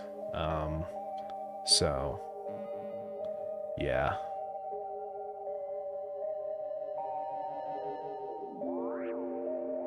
But, I don't know.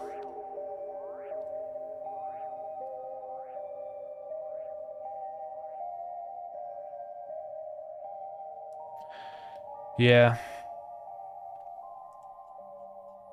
And then what did we have planned for the next update? I think that was supposed to be the dating update, but I think I'm going to move away from that now. Not that post.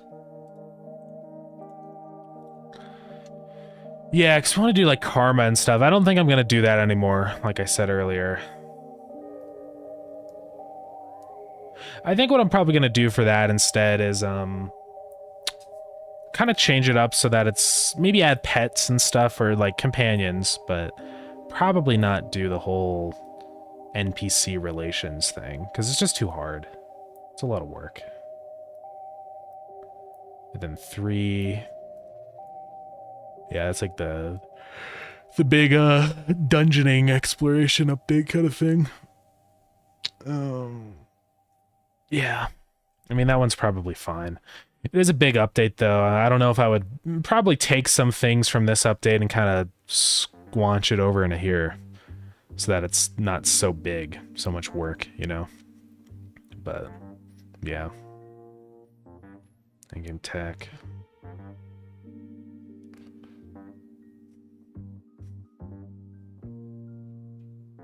Yeah, I don't know.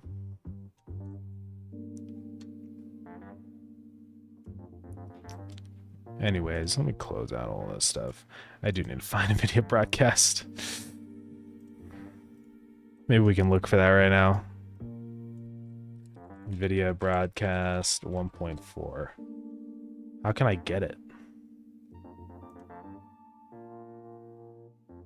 Because when I go to the site, it just shows this. Just download now. But there's no, like, archive for different versions. Which is kind of a big problem. See, because it just downloads the newest one.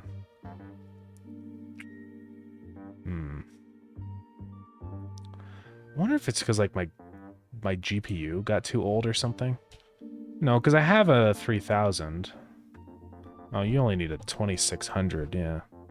Or 2060. Release notes. I don't know, maybe you can find it there. No, it just goes back to what? Okay. I want this one. How do I download it? 4.0.39.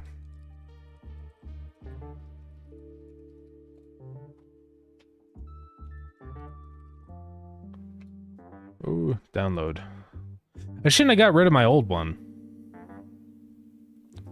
Oh, here we go. Is this a link?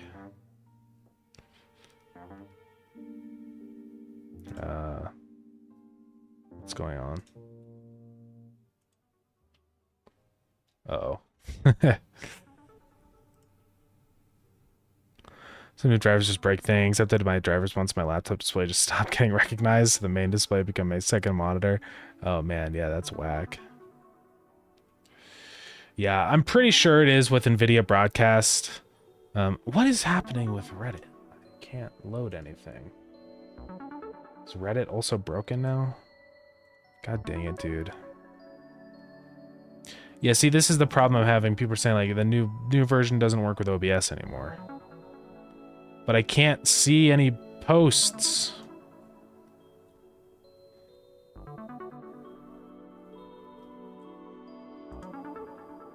Oh, don't go there. I do see someone put a link here, but I can't get to it. Because it's just... I can't load the page. And it just says not found. I don't know what I'm gonna do. God dang it. Let me try and get this link on my phone. I want to get NVIDIA Broadcast back.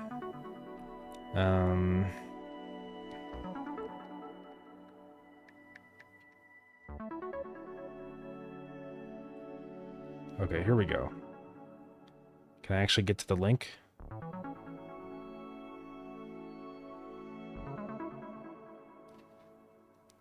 Yeah, and this is talking about the newest one that just came out, so...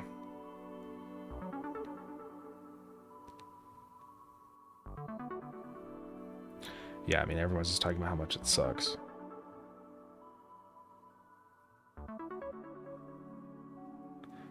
Alright, I do have the link here, so I'm gonna send it to myself. And I don't think you actually have to restart your computer, because I installed it, so we're gonna actually try it live right now. I want to see if it works. Let me send the link to myself. Alright. stupid that it doesn't work on my computer. I do think I need to restart my computer because of my new graphics card update, but... Okay, here's the old one, so let's try this one. I should delete the other one, but... I didn't do that. It'll probably be okay. This might, I don't know if this will break my camera. Newer version. Okay, I have to delete the other one. Let's get rid of this crap. Yeah, I wouldn't have installed it if I knew that it was going to break everything. At least I can use the older one. I mean, it's not that bad, but it's just like... It just doesn't work, so I don't know what I'm supposed to do. I did restart my computer, actually, I think, this morning when I installed it, so I know that it's not, like... I'm pretty sure it's not my graphics drivers.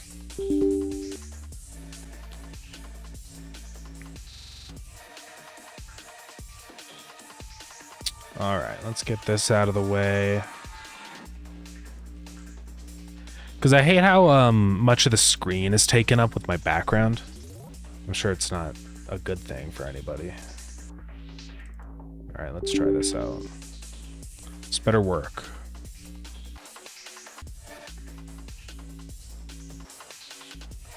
Green, continue. Let's do yeah, express, sure. Alright. Hopefully this works.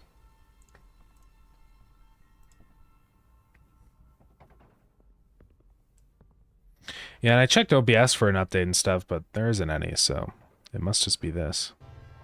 Yeah, I do make all the art for Starground. I don't do the update art, but all the in-game art, I do that. Man, this looks so weird. Do you think relaunching this would fix that? If I just say reload project? I'm gonna try it. But yeah, all the art stuff I have drawn in paint.net. I've said in the past many times, but I do want to try and swap over to A-Sprite eventually, because paint.net is nice, and I've been using it for a long time, and I'm super used to it, but A-Sprite does have some things that are kind of very good for quality of life with drawing pixel art, so yeah. I'd love to do a... No, it's still broken. I don't know what is going on with this. Weird. It's about a drawing tablet, looking forward to learning. Nice, that's awesome. Yeah, also brought A-Sprite. Yeah, that's sick. A-Sprite is very nice. You know, as much as I love my paint.net, I gotta be honest, A-Sprite's probably better. Okay, we're back to 1.4, guys. I hope this works. We'll see.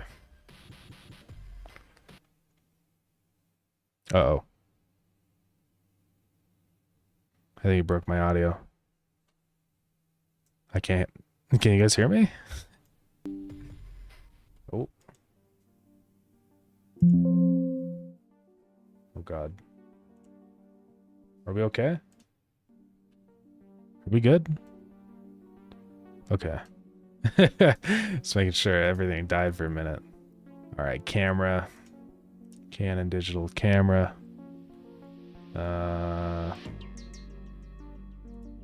Okay, I gotta disable the camera in OBS. So let's try this out. Webcam deactivate. I'll be back, guys, don't worry.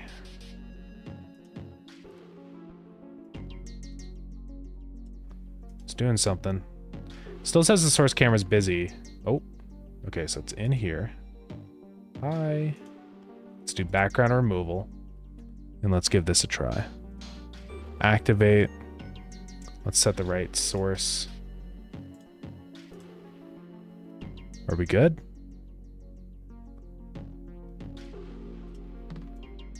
Did it work? We have to reactivate it.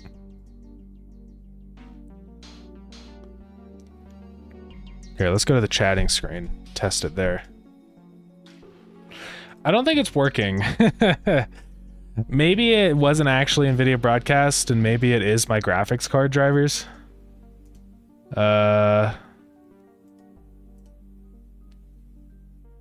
Probably was, wasn't it?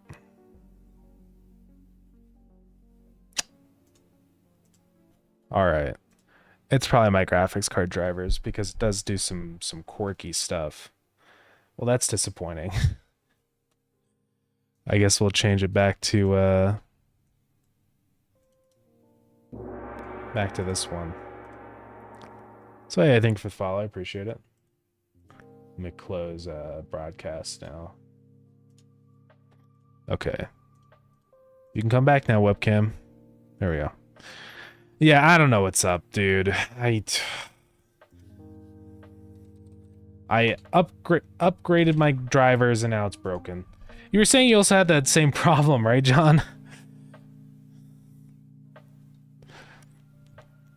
Yeah.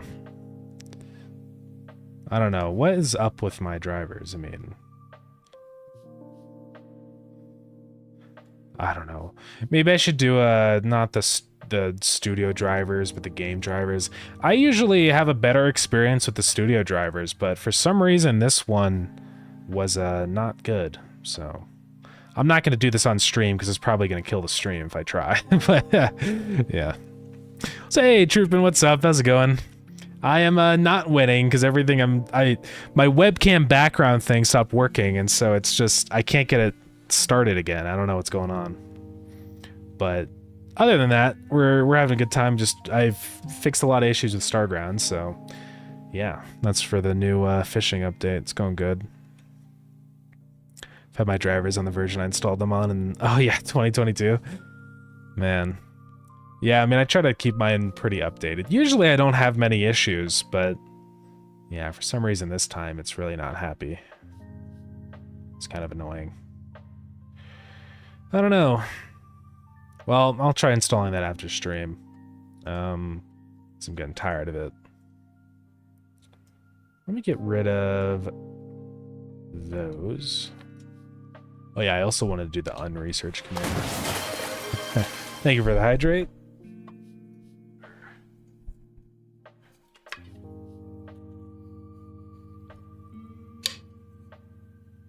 Water kind of tastes weird. I think I need to dump it out and get some new water.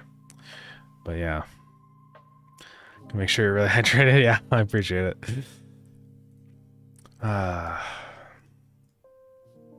Man, it's so frustrating having to deal with stupid graphics stuff like this. Yeah. I need to work on my overlay more.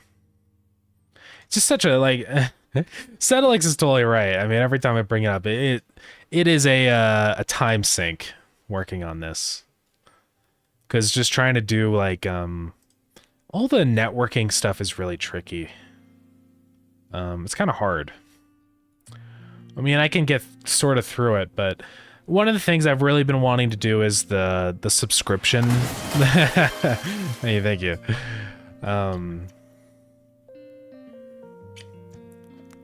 One of the things I've really wanted to do is getting the subscription callback linked to this so that whenever somebody subscribes, it automatically does the confetti. And it's even like in the event listener, but the problem is that it just doesn't work. Right? And maybe it's just because it's Twitch events.event. So I don't know. I don't want to accidentally show something I'm not supposed to. But here's like all the events that you can do, right? So I just do event.event, which I don't think is right. I want to do channel, not shout out. It's the subscription channel subscribe, right? That's what I want to connect it to. But I don't know how this stuff works. Because there's all these are underscore events. I just don't know how it works, right? Because I didn't create this stuff. This is all the stuff that Adagon created, and it works for the channel rewards, but I have no idea how to get the subscription events working, though. Do you know there's a library written for Godot to integrate? Yeah, that's sort of what I have set up, right? Because the Twitch stuff, this is what it's doing. There were some plugins that I tried using, but I had a lot of trouble with them. It would like either not have the things I need, or it would just be kind of broken and not connect to Twitch and stuff, so it was kind of difficult. So, but I mean, this works. I wish I could just, I don't know. I mean, what's the event here? The thing is the event here is Twitch events.event. Okay, well, I have it set, so it's channels subscribe, right? So it should work, but it just doesn't, so I'm not sure what I'm supposed to do. Yeah. I mean, unless this fixes it, who knows? But I can't really test it. Check out Twitcher. Yeah, I think I've heard of, I think I tried Twitcher. But 3 minutes notify me? Notify you about what? I mean, I like Adagons, but I can't get it to fully work with everything.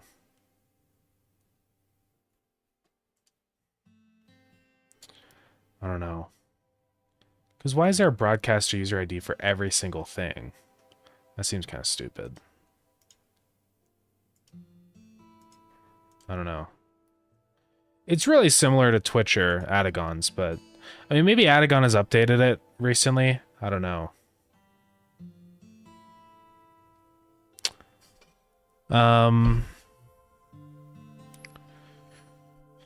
Wonder how I could emit like a test notification. I guess I could do that through the... I'm actually curious. Like, because we have the notifications for things, right? The alerts. If I do a test alert, would that actually do the stuff in my overlay? Because I actually have no idea. Because I know I can, like, edit the alerts or something and then test it. I'm actually really curious to see if this works. Let's go ahead and just try a channel point redemption.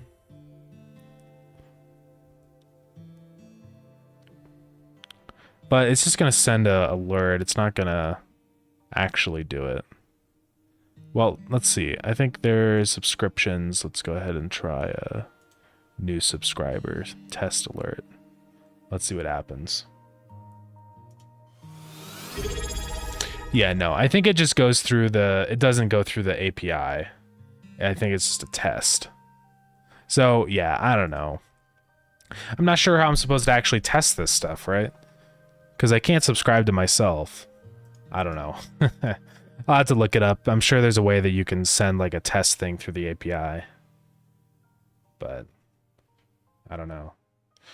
I mean, we can test it with the channel redemptions, and I know those work, but I wonder, like, you know, how those are different from the other one. Because these work, so why don't the other ones work, right? Because it has an array, right, of the titles or whatever, signal received. Doesn't necessarily say what, but it does, okay, no, it just extends node. What script is this? Point redemption listener. It's like, how do I get this connected, you know? I don't know how this is connected up with things. It's weird. I have no idea. It's very tricky. And like the command listener, I kind of understand this one more. But it's just on Twitch event listener received. Ooh.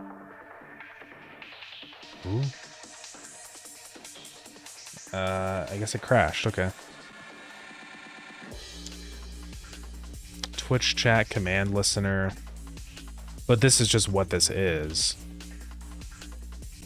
And I guess what's the signal connected to? Just received.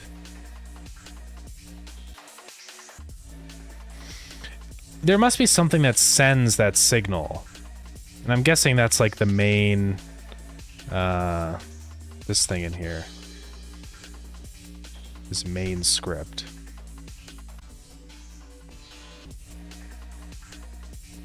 Wait, no, this is my thing. This is where I do all that. So it's not that one. I know there's the Twitch God script. And maybe it's in here.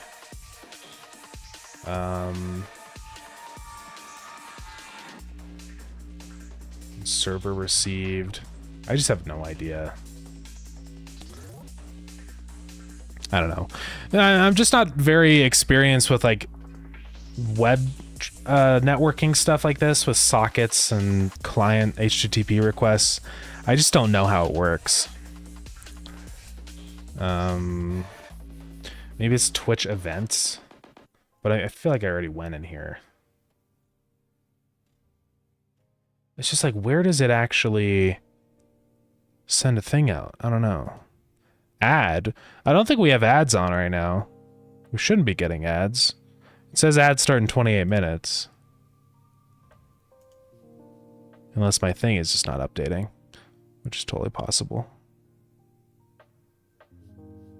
Is anyone else getting ads?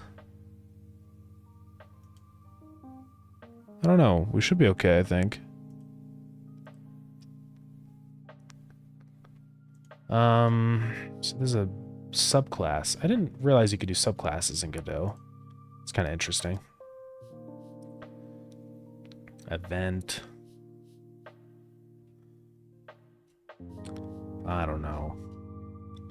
Looking at this stuff, I'm just like, what's happening in here? Like, what does this stuff even do? I don't know.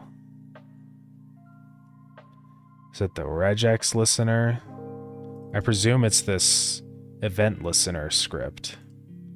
But how does it get on received? You know? Is there somewhere where that gets connected up? I mean, I know there's the Twitch God script, and I presume that it's in here, but I don't know. Say push error. I mean, I guess I can just search the entire project for that event. On received.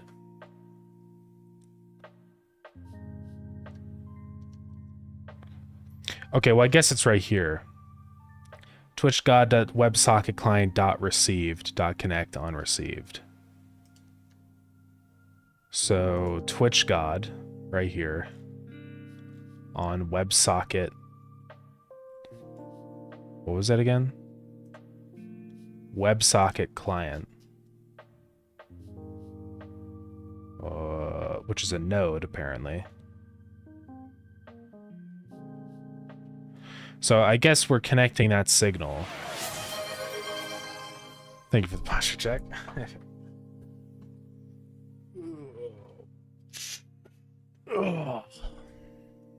Yeah, it's kind of hard to figure all this stuff out.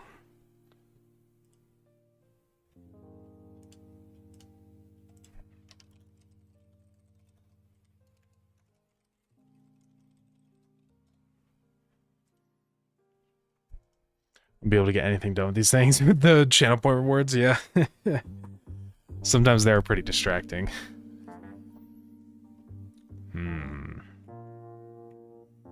So maybe it's that this WebSocket node or whatever it is isn't actually receiving.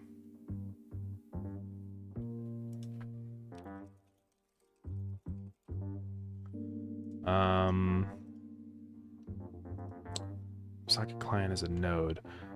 Okay, so I know there is a Twitch God scene. What is it set to? So it's this WebSocket client scene. So this is what it does. So maybe we can start to try and figure out why this isn't receiving the signal. Opened, received.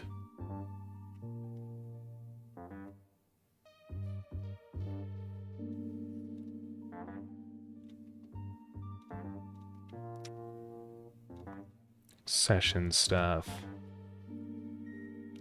Socket.poll. I have no idea what these things do. And then there's also the HTTP client. I don't know what the heck this is doing. I don't know. Send chat message, user shout out, emote. In Twitch settings, I don't know if I'm supposed to open that one. There's one that has private info. I'm gonna black out the screen for a minute. Okay, no, that one's not anything. I'm pretty sure it's auth. Yeah, we do not want to open auth. It has some sensitive info in there. Well, I don't know. I'm not sure what's going on. Oh well. One of these days I'll try and figure it out, or maybe try and do Twitcher or something. I don't know. I want it to work and not have to think about the Twitch connection very much. I just want to actually focus on making it cool and fun, the overlay. But it's hard to when the signals don't seem to work, so I don't know. Well, anyways, I think we're close enough. We're gonna end off stream. I don't have like a private port. I mean, it's just the info I set in Twitch. We have like you create an application in Twitch and it gives you like a password or an ID for the application. So if somebody got it, it would just mean that they could activate things, or I don't know. They could. It's best not to give that out. But yeah, let's see what we can raid.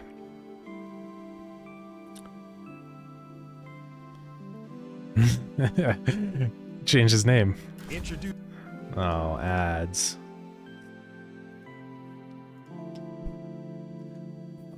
But yeah. Anyways, that's gonna be it for today.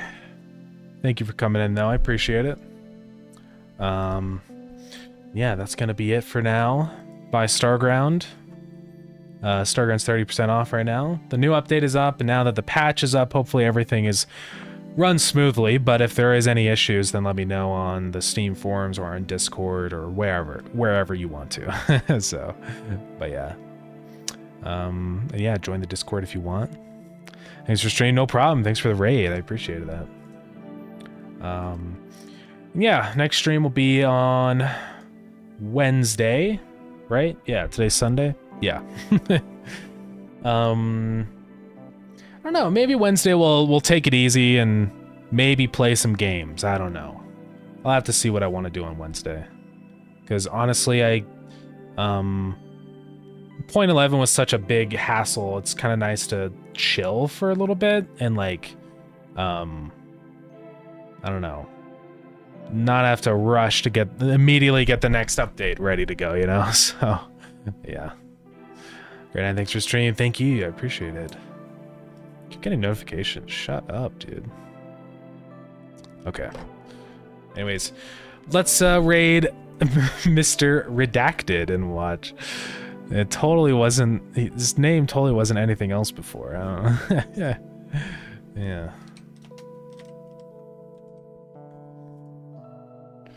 All right, let's start the raid. All right, thank you everybody for coming. I appreciate it. And let me know what fish you want to see in the game. I know we talked about it today, so I'll write all that down. But yeah, if you got ideas for specific fish, let me know. Really, any ideas for anything. Now that 11 is out, it's kind of the time to start ideating. Think of ideas and stuff, you know.